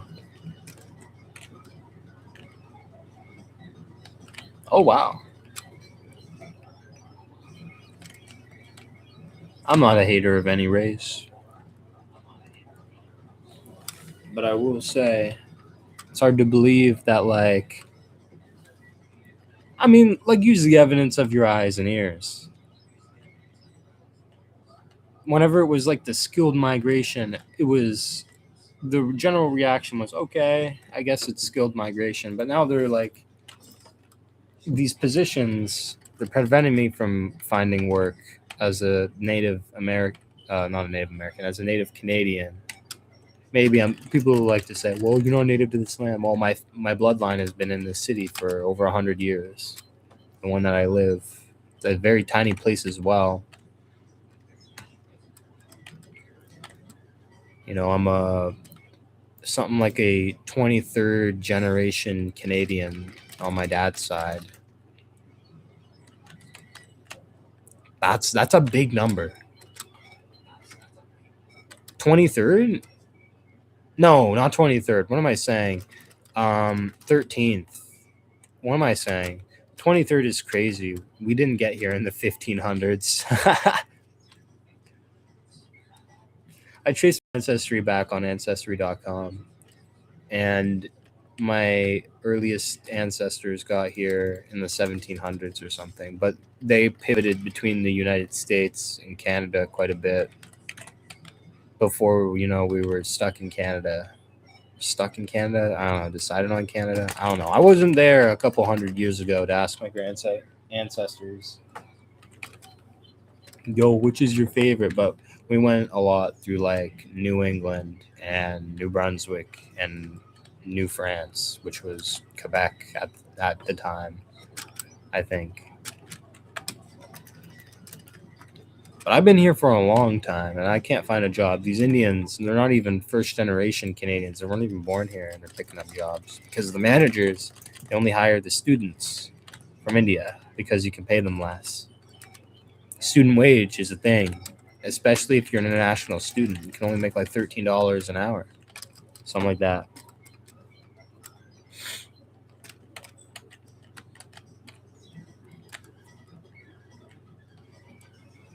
Ugh, come on, give me a shiny.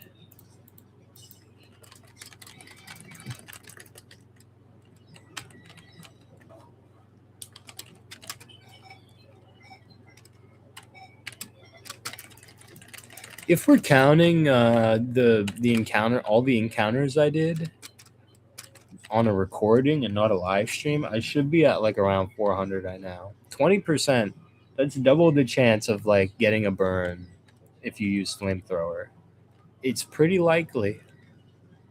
It's pretty likely.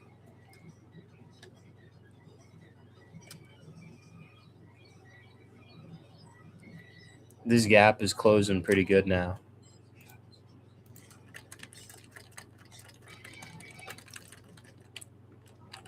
Damn, not one viewer has stopped by so far. Not even like a misclick or whatever. Okay, I really need eggs, man. Please. Thank you. Okay, I need one more.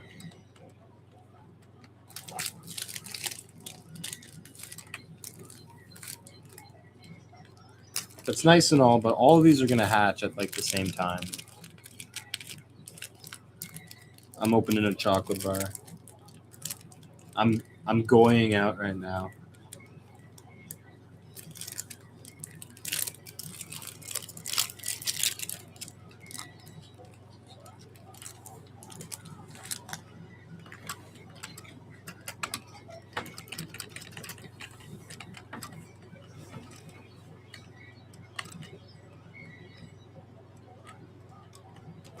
Imagine I got popular.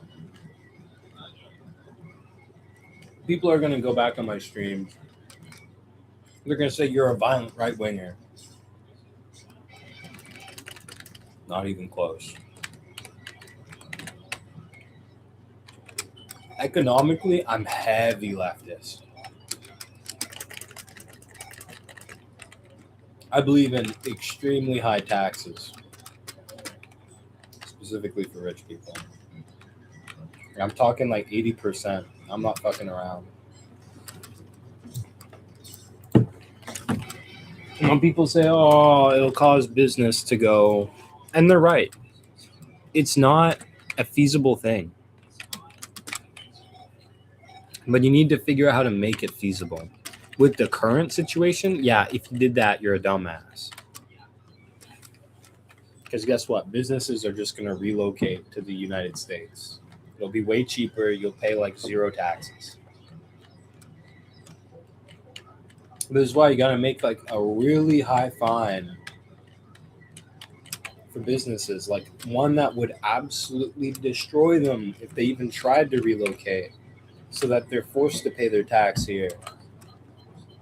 And a lot of people are saying, oh, you're going to destroy small enterprise. No, it would be for businesses making like over $10 million a year. If you can't afford it, downsize.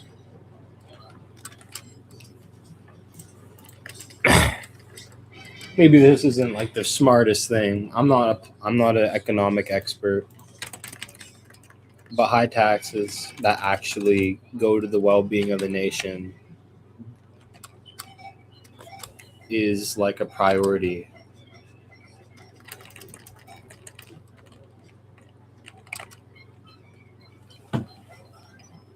So whenever people say, well, you're a right winger because, well, I think you're racist because you don't want to be like surrounded with around people that don't look like you, don't have the same values as you, doesn't have the same religion as you. I'm like, okay, that makes a lot of sense.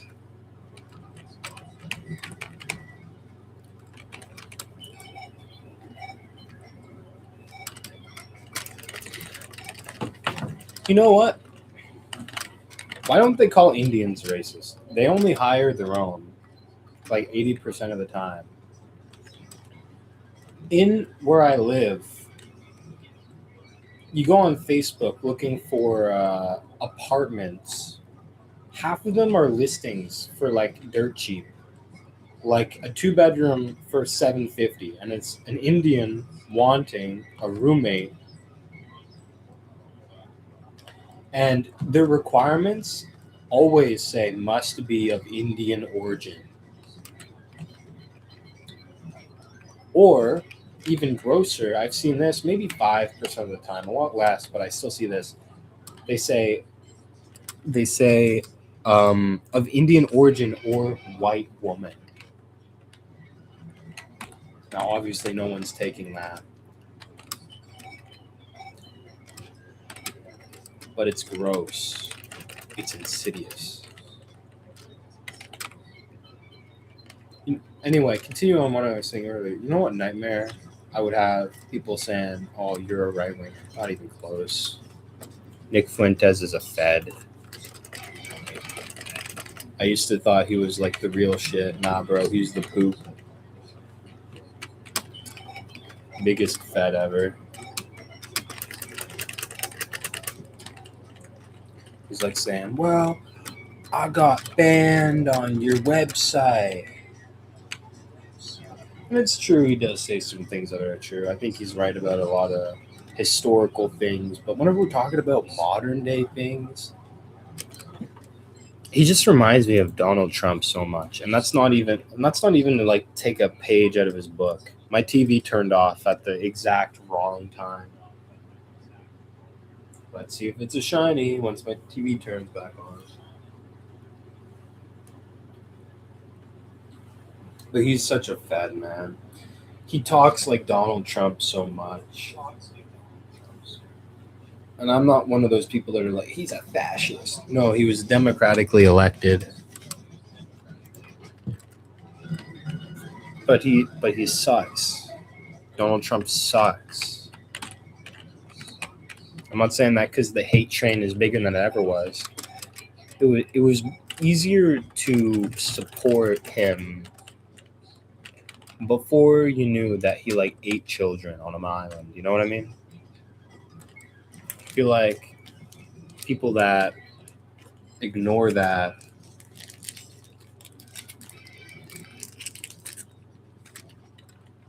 why would you care about what their version of a good world looks like?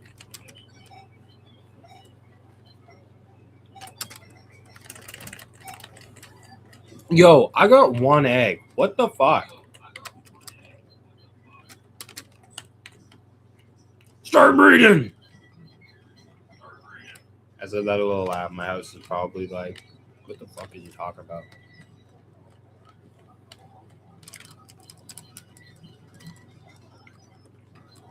I need 2 more. Let me save my game, actually.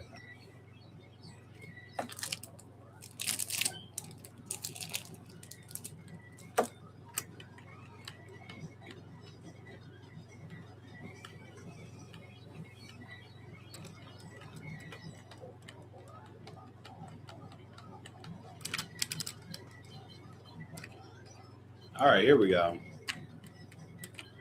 Wow, full inventory.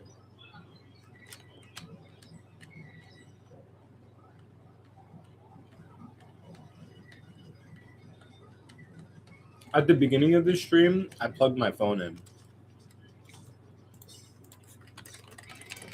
It was like at 17%. And guess what percent it is now? 73.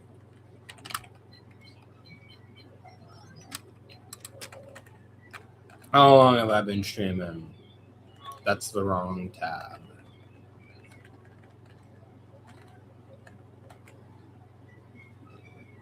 Oh man. Here we go. 2 hours and however many minutes. Okay.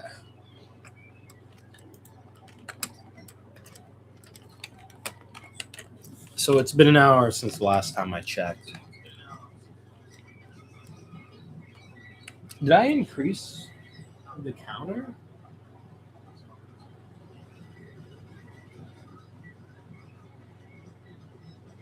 Okay, I did. I just had to go back to my most recent hatch because I wasn't sure if I increased the counter or not. Dude, the odds they're plummeted. Sorry, I meant like the gap between the odds are plummeted. 21%. That's no joke.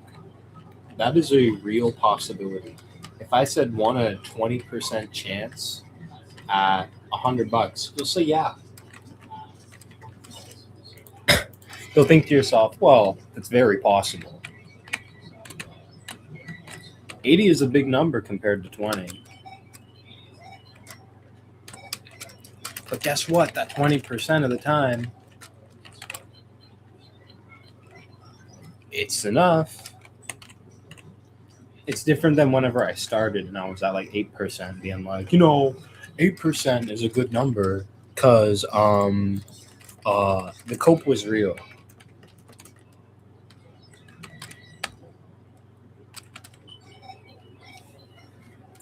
I just hope I don't have to go over half odds.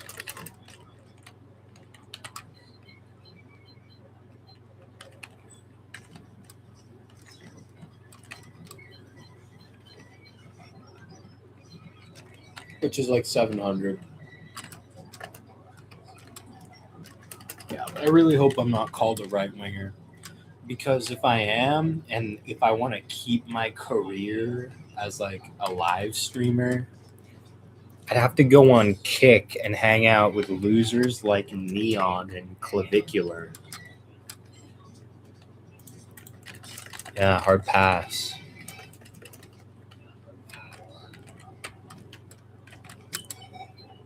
I think I'd rather be known as a loser online before becoming a mega loser with a career as a mega loser. Because they'll get me on the stream and they'll be like, "What do you think about Indians?" I'll be like, they work at the subway and they won't let me work there." And they'll be like, "Ha, ha, ha, ha.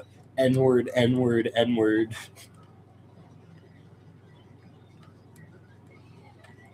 Total bums, bro. Like, I really so badly want to have like a logical, and I want to have some sort of group online be legitimately against the government without being complete losers. Like on both sides, left and right, they're losers. At least on the right, they're kind of educated. And they're like, the Jews, and you'd be half right.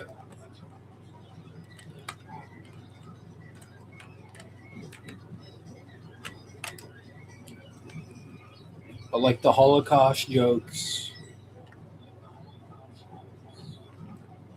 the denial of it, regardless of the factual authenticity, you're just opening yourself up to get punched at.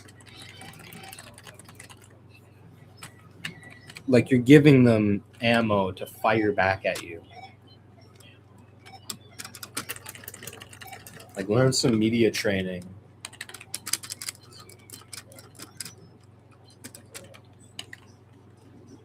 You're trying to get this. What is the word I'm looking for? People that are disillusioned by the current system and they're like, well, I can't really pick a side. Both sides are pretty bad.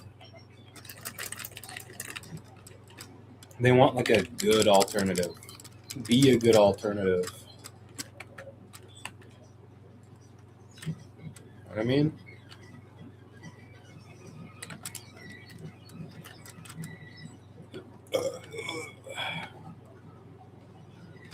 That chocolate bar tastes, I don't know, gives me heartburn. Tastes like pain.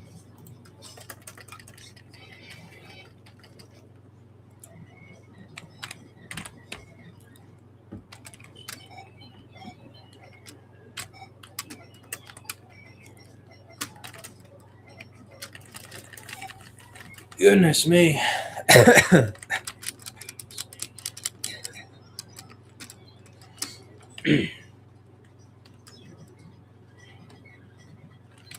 at that. That's my biggest fear.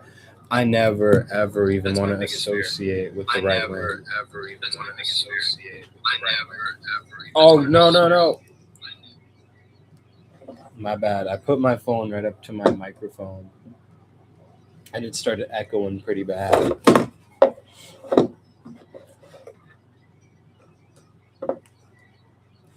All right. I just got to lay down for a second here. I'm getting kind of tired.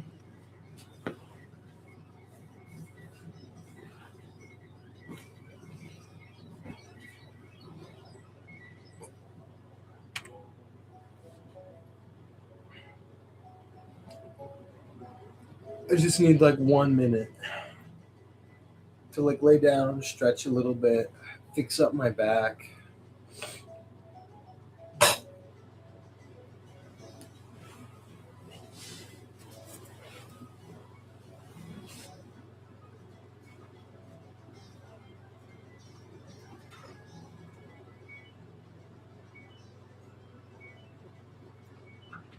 Bruh, I coughed up a booger. Hold on. I'm gonna go fill my water. I got a cup in here. I drink water out of it. Ooh, interesting.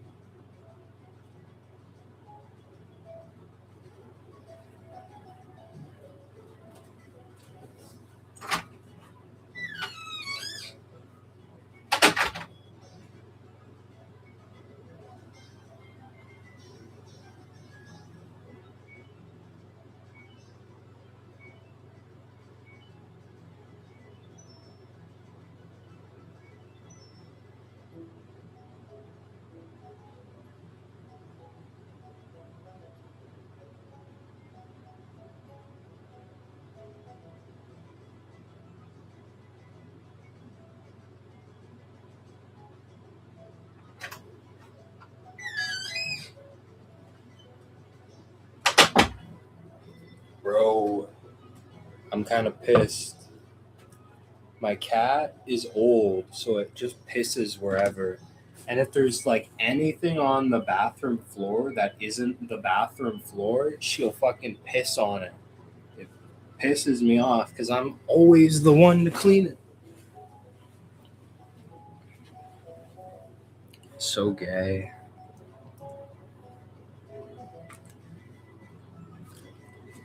That's so bomb though. Like, you know what she pissed on? Like, if you leave one empty toilet roll on the ground, she'll piss on it because it's fabric. I guess good enough. You know what she? Well, it's not fabric. It's cardboard, which is soft enough. You know what she pissed on this time? One of her toys. It's like a fabric banana that smells like cat. That smells like catnip. It smells like cat piss now. You ruined a toy because you didn't want to go down the stairs into your litter box. Yeah, I get you're like 10 years old, but like I'm double that age. I don't piss in my room on my bed where the fabric is. All right, I'm being kind of I'm being kind of ridiculous, but it's just such a stupid thing. It's so dumb. Like it forced us to have to take out the garbage so much in the bathroom. It went from something that we can kind of do later to I don't want piss on the floor.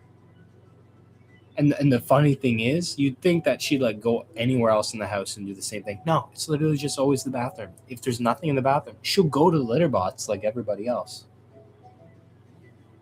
Why are you pissing on the floor? It's the only thing that you do is piss on the floor in the bathroom or in the litter box. You have no trouble going to the litter box when there's nothing on the floor. What is the thought process here? You're like, oh, might as well while I'm here. Like the couldn't hold it factor of being old doesn't exist. There's never piss anywhere else. It's so bomb. All right, let's continue. Oh, we were at 333 one encounter ago. How funny. Get out of my inventory. Kind of funny. 335 eggs. Not one was hatched inside of the nursery yet in that building.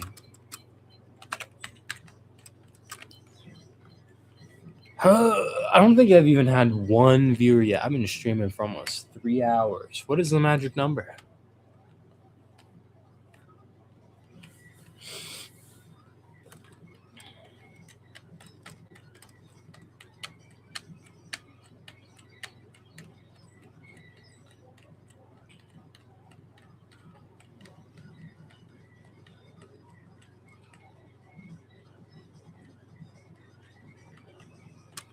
Oh, I know that one took a while.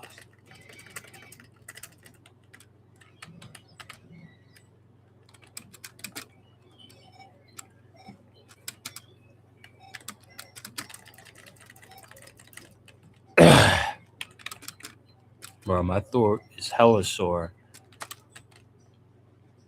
I've been yapping for so long. I just be jumping from one topic to another.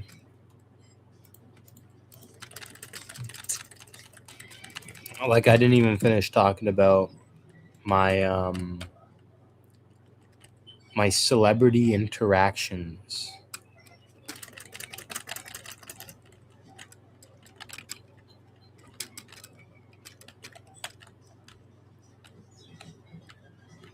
I think Markiplier hearted one of my comments before, but I'm like 20% sure.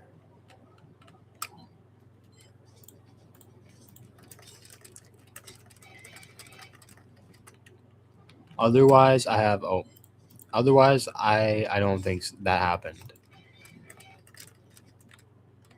But I do think it happened.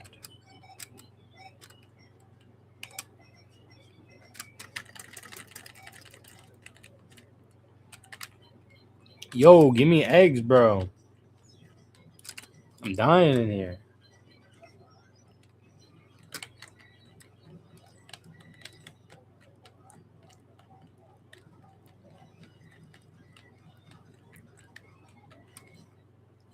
Yo! I need eggs, gang. Scrambled, not fried. Or shit, I meant to say hard boiled because they're in eggs. Well, I'm dumb.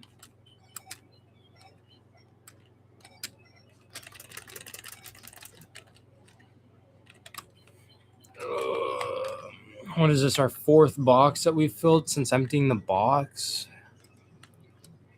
We're halfway to 20 minutes dumping more Snivies into the wild. We cleared 7 boxes of Snivies, 7 times 3. We cleared 210 Snivies. And they were all full. And it was really only like 40% of everything we got. So I've easily had over 1,000 Snivies. Because I've Shiny Hunted before. And Shiny Hunted Snivy before. And I'll say this, I actually got it. But I'm looking for the girl because the one I got was a boy.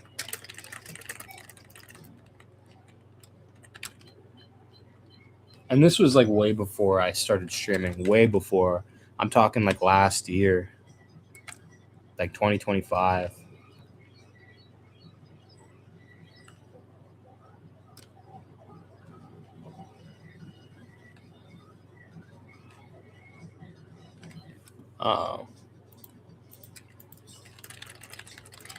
Oh man, I need a full inventory. Oh, I already have a. Never mind.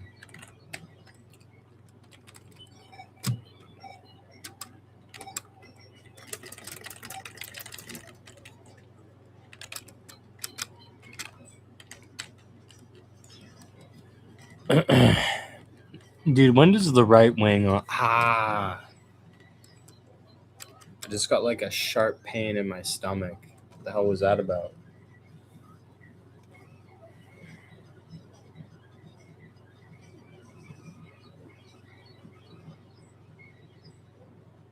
was all that cake and chocolate bars I ate today? It's my mom's birthday. I bought her a cake.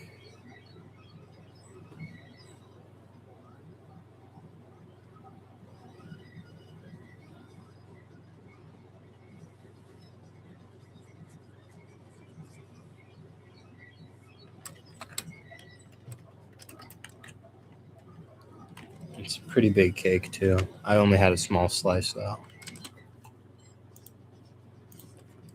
2 2 2 2. Lamau. Oh.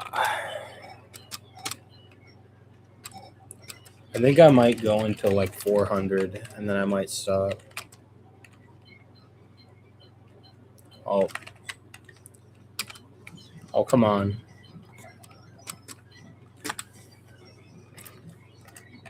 Okay.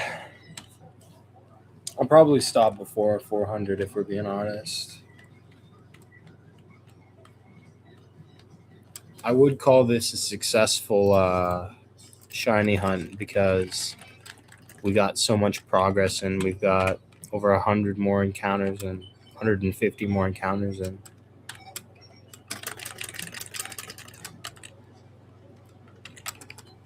and for something with like 1 in 1400 odds over the course of 10 days, if I were to live stream a lot, it would be pretty consistent to get one. Yo, I'm terrified. What if in middle of like my ranting about the right wing and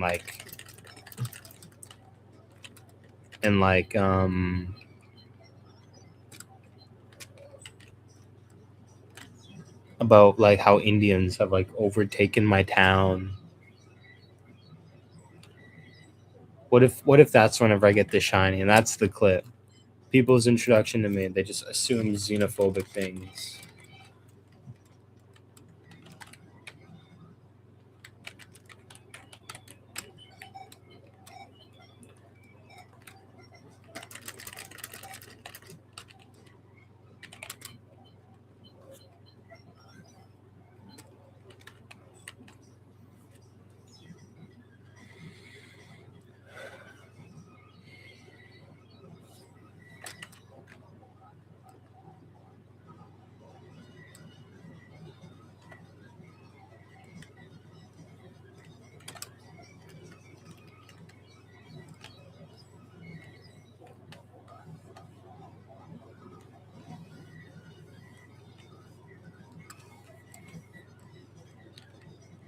All right. Please let me be over with this.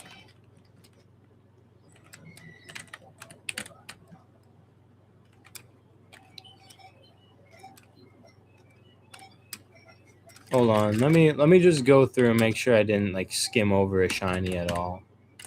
The shiny isn't too different. It's just a darker tone.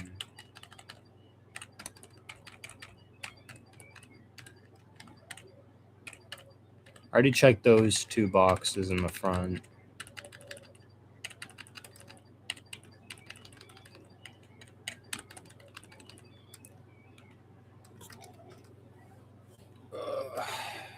I'm on now. I got this. Let's continue.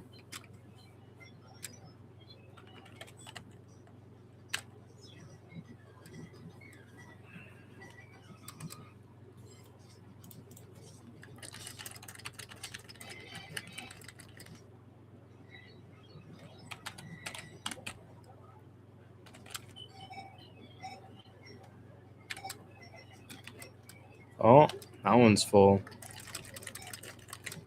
Oh, no, it's not. Never mind. I was just on the wrong box. My fault.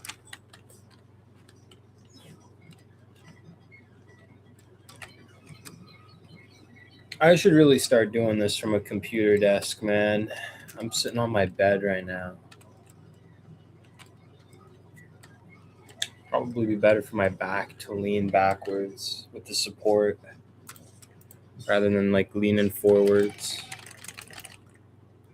Probably looking like Rumpelstiltskin right now.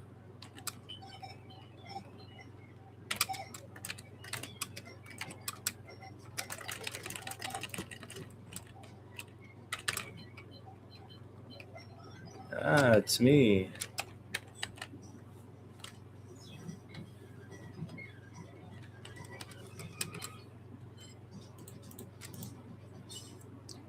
Yo, that's cool and all, but I need another Snivy egg. Give me another egg. Yo, gang. Why aren't you giving me an egg? Oh, I got no room. That's why. I thought I did. I thought I didn't have enough space. No, sorry. I thought I did have enough space. What am I talking about? I was like, why aren't you giving me?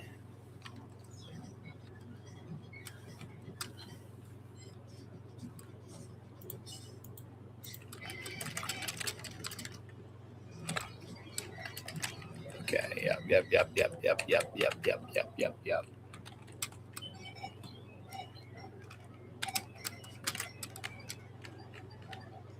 I got 4 boxes left.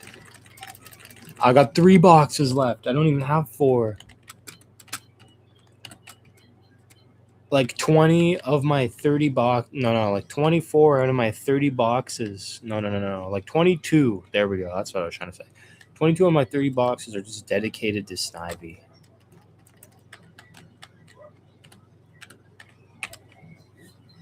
Dude, they haven't made an egg in so long. If this wasn't in 3 times speed, I'd probably be crashing out right now. It would be like 3 minutes without an egg. I'm like, what the hell is going on?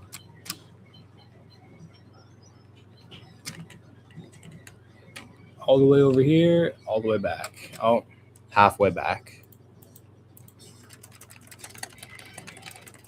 Yep.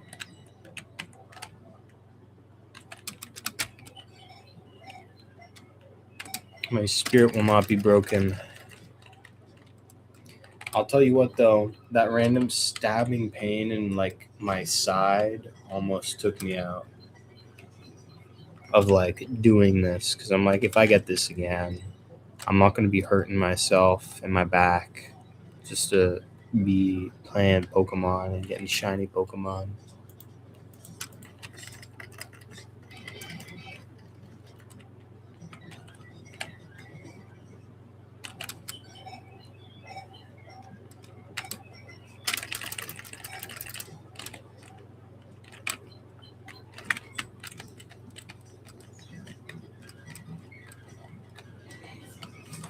Oh.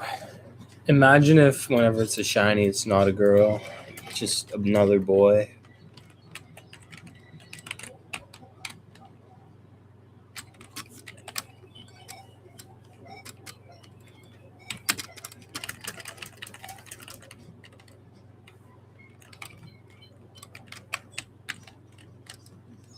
I would actually, maybe I would cry. Who knows?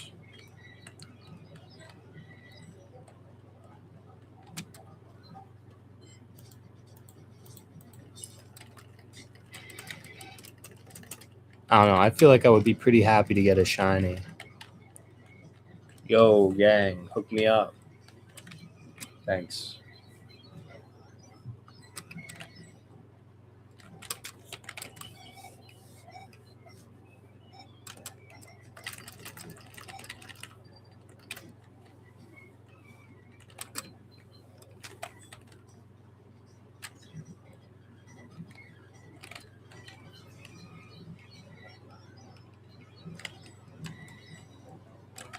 Oh, those two are gonna hatch simultaneously.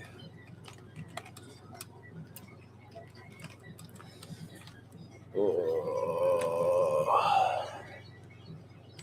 Not gonna lie, this stream is kind of taking it out of me. The last time I checked the time on the stream, it was 2 hours and 15 minutes. 2 hours, 15 minutes deep.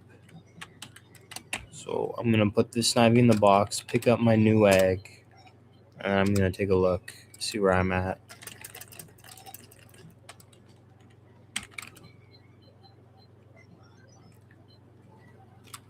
How far am I into this?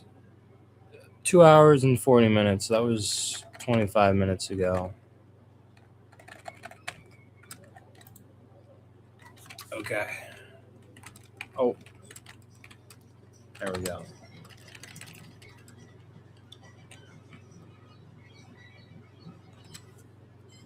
Three five six. That used to be my bus number for whenever I was still going to school. Like from grade 1 to 8, I went on. Oh no, wait, no, I'm stupid. That was bus 358, not 356. So 358 subliminal messaging. It referenced back to whenever I used to take the bus, school bus. Number was 358.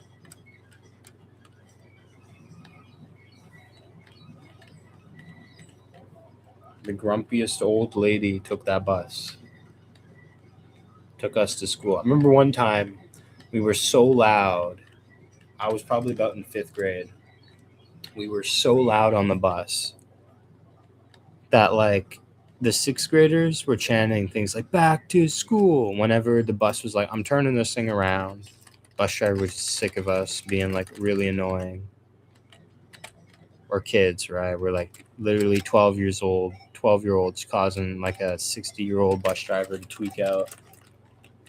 That was funny. And we literally went back to school, and the principal gave like the funniest speech ever. She was like, "In my 19 years at this school, I have never ever had a bus turn around." 358. Never ever had a bus turn around and come back to school for disciplinary infraction.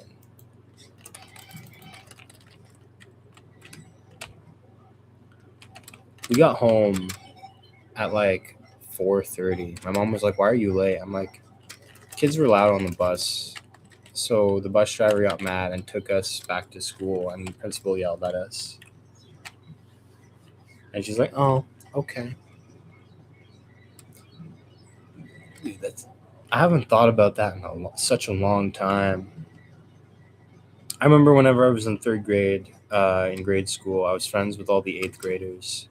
They really felt like they were adults. They're like 5 years older than me, so they were born in the year 2000, which is crazy to think about.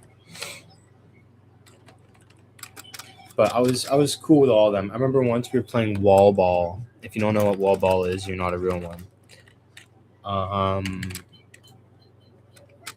And what happened was we kept on roofing our balls.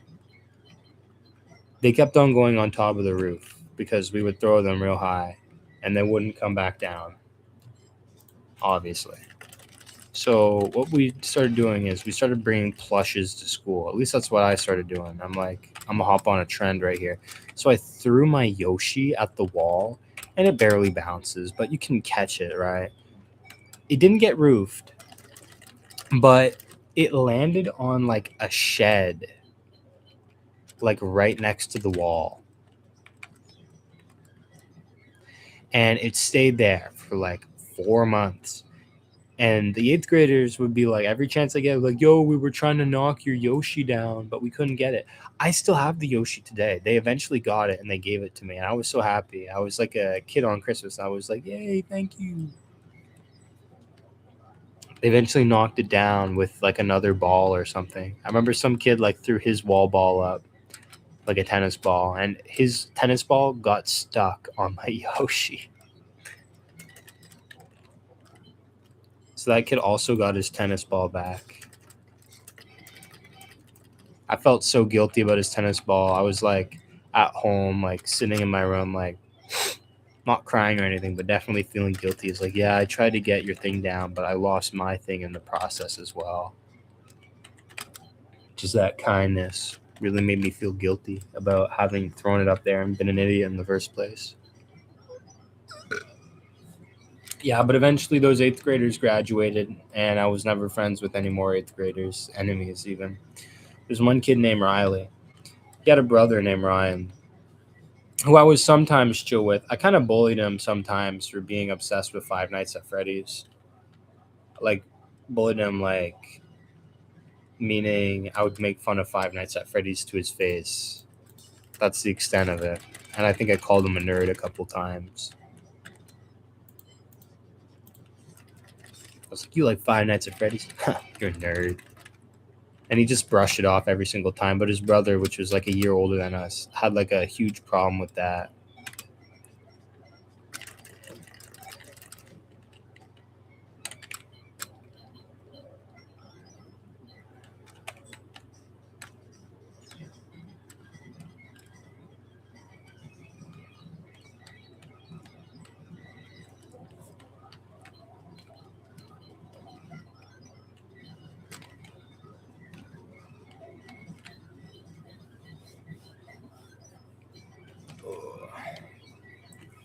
And the worst part is we had the same bus stop. So every time I went to the bus stop, he always had something to say. Like he was like, "Yeah, I can do a backflip. I can bench 200 pounds." And he's like 13 and I'm 12.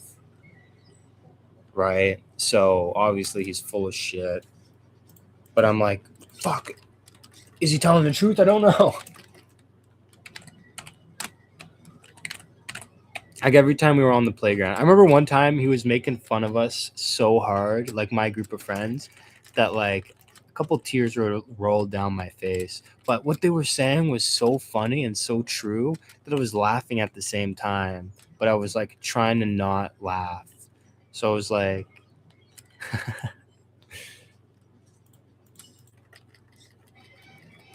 dude, I remember this one time. I got in lots of trouble with them. There's this one guy. Oh my goodness, his name was Dustin, I think. He works at my local corner store. Obviously, we were like 11 and 12 years old. I think we recognize each other. He's easily recognizable. He's got a mole on his face. Not sure about me though. I had the crazy hair when I was young, and I don't really have the crazy hair anymore. I got the fading hair, the low taper fading hair.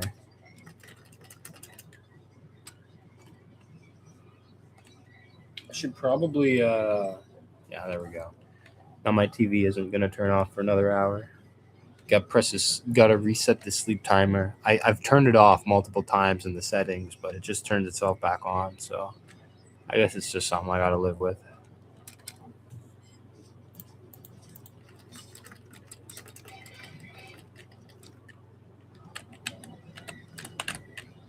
Yeah, but this kid is like, he's a year older than I, and he's working at this corner store.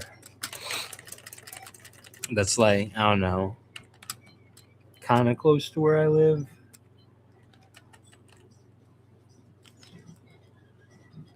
I don't know. It's the one I go to because it's the closest, I guess.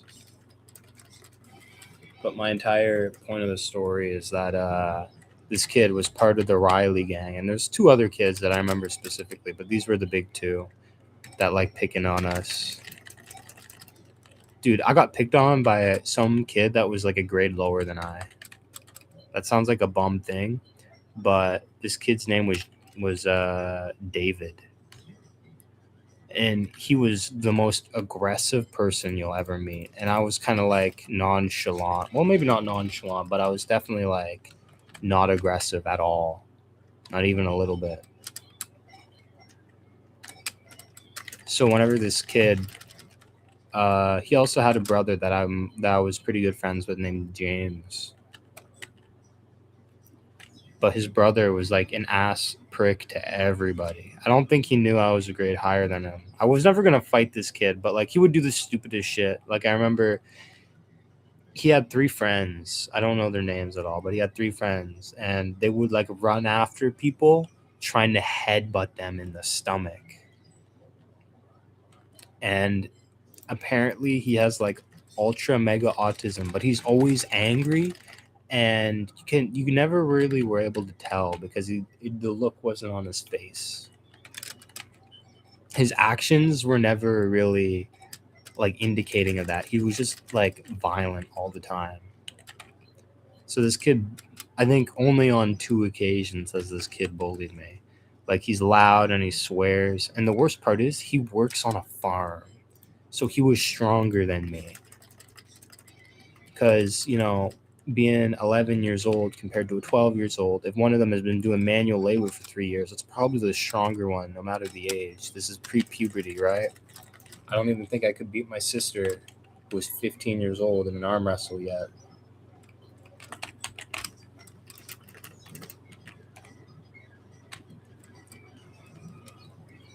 Crazy shit. That school was garbage, bro. That school was so trash. Kids are so cringe, man.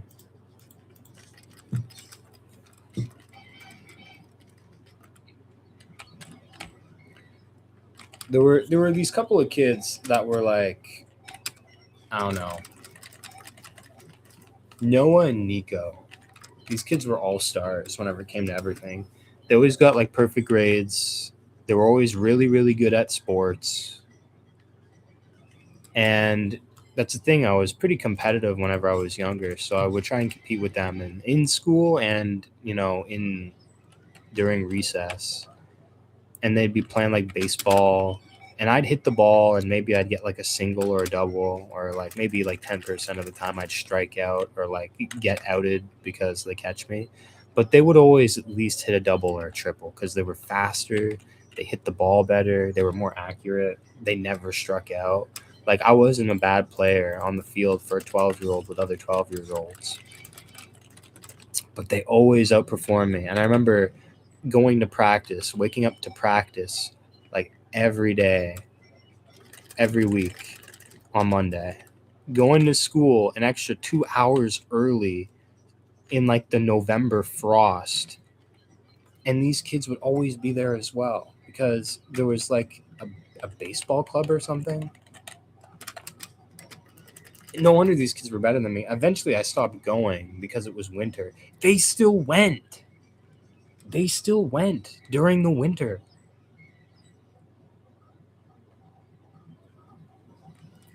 And obviously they were wearing like long pants, jeans, maybe even snow pants some days. And on the days where there's too much snow on the ground, they stop playing.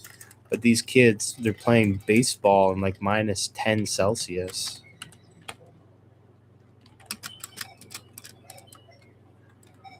It's insane. No wonder I couldn't keep up. They were grind. They were like I was there and I was having fun, but I also wanted to do as good as them. So like I'd go home and I'd have like my plastic baseball bat and like a ball made out of like styrofoam, and I'd hit it around, and it's not the same thing.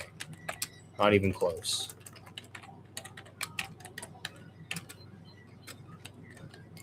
But the thing is, I try and compete with these kids in everything, and I could never catch up. And there was this one Indian kid named like Vade.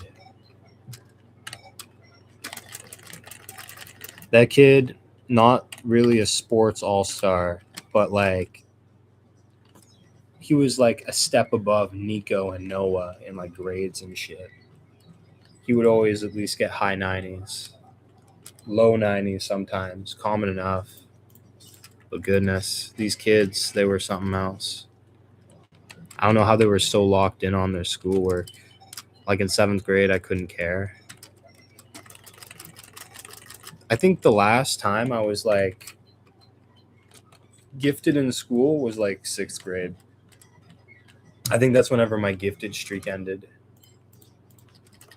Fifth grade, I kind of like slacked around a bit, and like I got like a 75 average, but like from grade 1 until grade 4, high 90s average. I was among Nico and such. I was just bad mannered.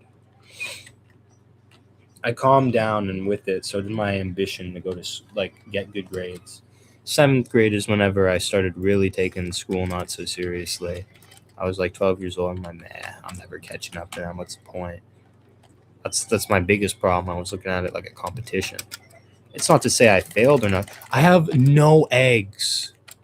Give me eggs, bro. What the hell? Oh, thank you. Thanks. Like the most demoralizing thing is something they had monthly, and it was called the Student Awards in seventh grade. They did it for 1 year before I transferred to high school for eighth grade. And oh my goodness. And what it was is essentially if you're doing really good, they're going to give you all the students in grade 7 in like 5 different classes. Oh my goodness, these are all going to hatch at like the same time.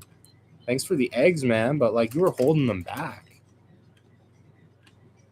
Anyway, they would have these award ceremonies for like how well you're doing in school. I only got one award ever, and it was for my French project. I remember the entire French, and I remember doing like half of it in Google Translate, so I didn't even deserve that award. But it was like my presentation that was really good because other kids were like stumbling and really slow. But I was quick because I practiced a couple times. But I didn't think it would land me an award. So, by the time we were given this slip of paper as well, and essentially we put a sticker on it marking for what we got. I only got 2 stickers. One of them was participation that everyone got, and then the other one was and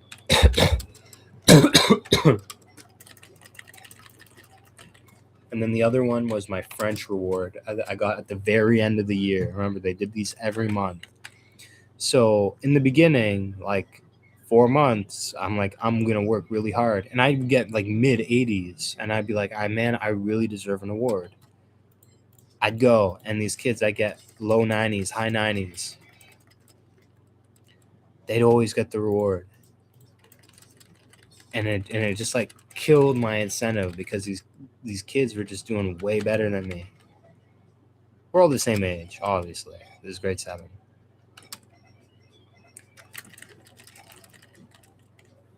But it was such a negative experience because I just couldn't compete with them. Like, I would go home, I'd do my homework, I'd make sure it's right. I get a math test back, it would be like 8 out of 10. We take like a serious math test. I look at it, I get like another like what? 19 out of 23 or something, and I'd be like, "Man, I'm really deserving of an award." But these kids, they on the test, they're like getting 21 out of 22. I couldn't compete because whenever they were looking for the best to give it to, there I was at like 6th place in the class of like 30 students every time. And my grade would be among the best, but it would never be good enough for an award. And trust me, I studied, I interacted in the class, and I was troublesome. No doubt, I was troublesome. I was a kid that was misbehaving, but my grades were pretty good. And then later on during the year, I was like getting 6 out of 10s in my math class. I'm like, what's the difference?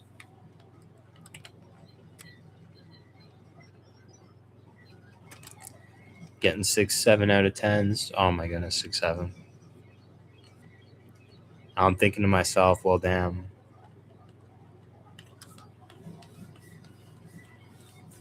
What's the point if I'm not going to get an award? I completely forgot school was about getting smarter or whatever.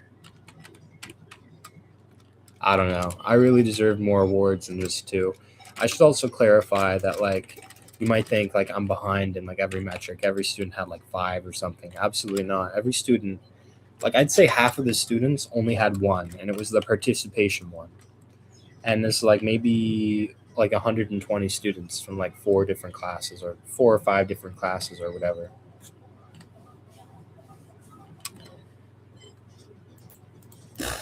And only half of them had one, and the other ones, 1, 2, 3. No. The other ones, 2, 3, around 4, and then like Nico, Noah, and Vade, they had at least 10. So they were in the front, and we were in the back. It really felt terrible because I really tried hard. And at the end of the school year, I like completely locked out. And that was like around month 5, I stopped putting in so much effort. My grades slowly dropped. Oh my goodness. Yeah, my grades slowly dropped. Mid 80s, low 80s, high 70s, low 70s. And they kind of hovered around low 70s until the end of the school year.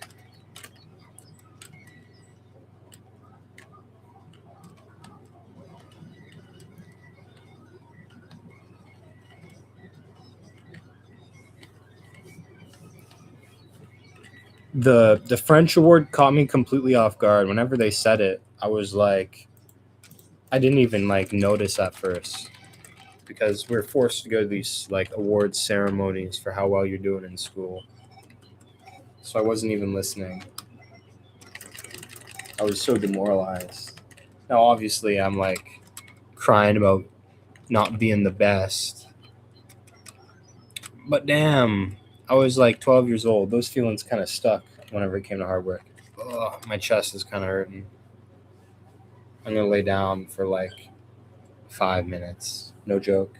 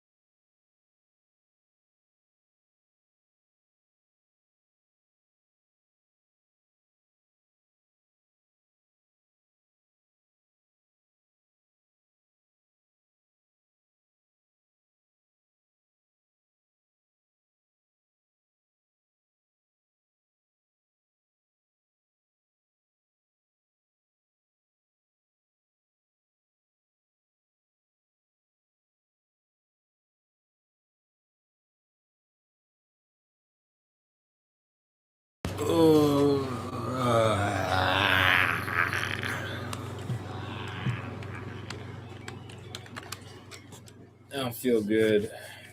I think I'm gonna just finish up these 5 eggs that I have, and then that's it. I'm not gonna pick up any new ones.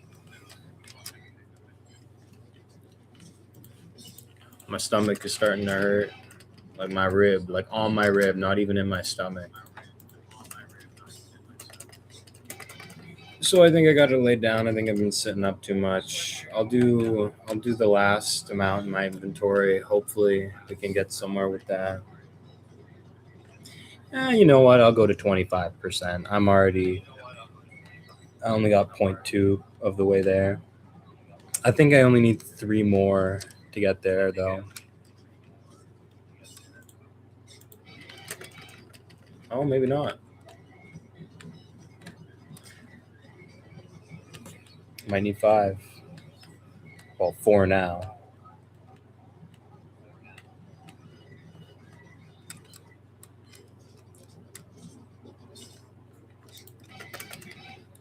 Okay. Oh, yeah, I forgot to count that one. Here, I'll put these ones away.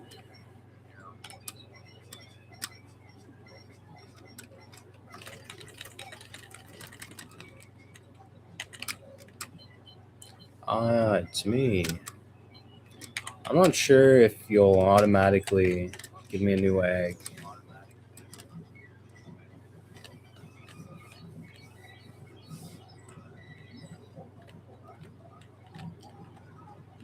It'd be tragic if I got like my second viewer as the stream is about to end.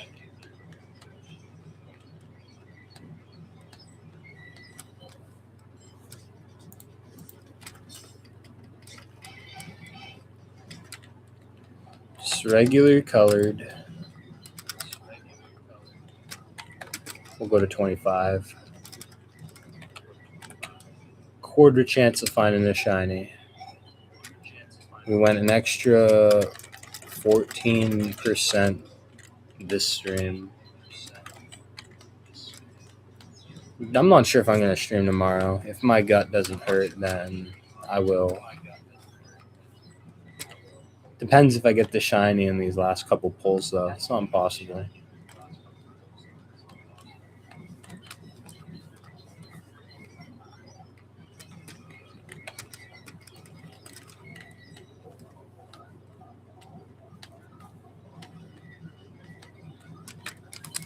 All right, inventory is full.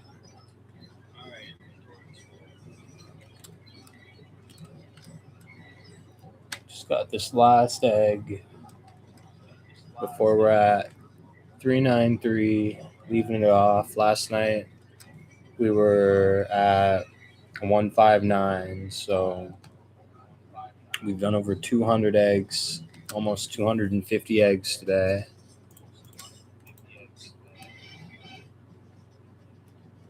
That's the last one. Let's go put them away. Let's pick up the very last egg for tomorrow. Another unsuccessful hunt. Oh, come on. Give me the egg.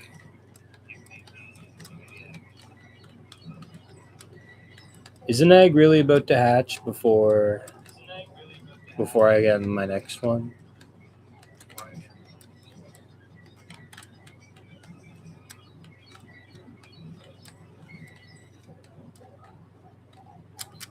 You kidding me?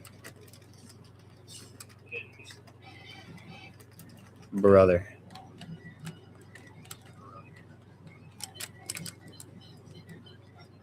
Here's what's gonna happen. In here. I'm not stopping until I get a full inventory of eggs. Better not hatch nothing. Oh my goodness.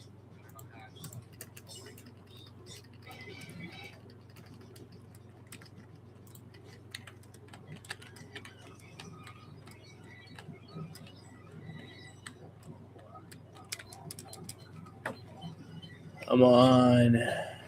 Don't do this to me. Oh! That's the first egg that hatched inside of the building.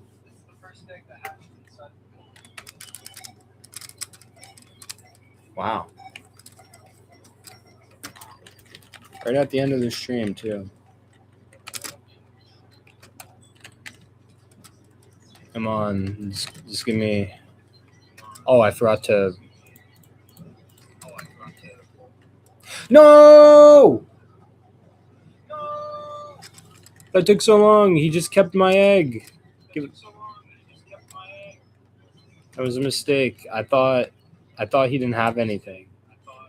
Whatever. I guess we're going to 400. I mean, the odds really aren't impacted at all.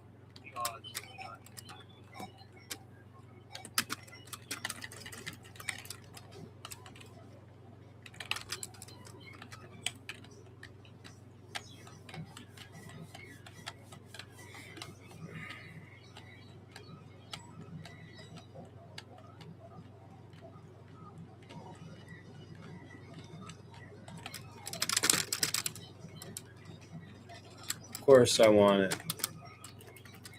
I want it more than anything else in this world. Well, not really.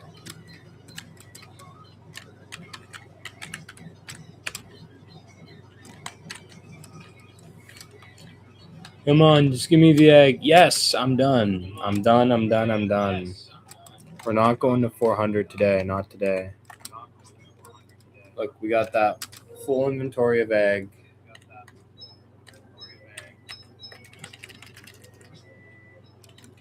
We are done for today. I don't think I had a single viewer. That's crazy. Last time I had one that stuck around for a while. Damn. Well, thanks to those, well, nobody joined. All right, I'm closing this. Thanks for joining.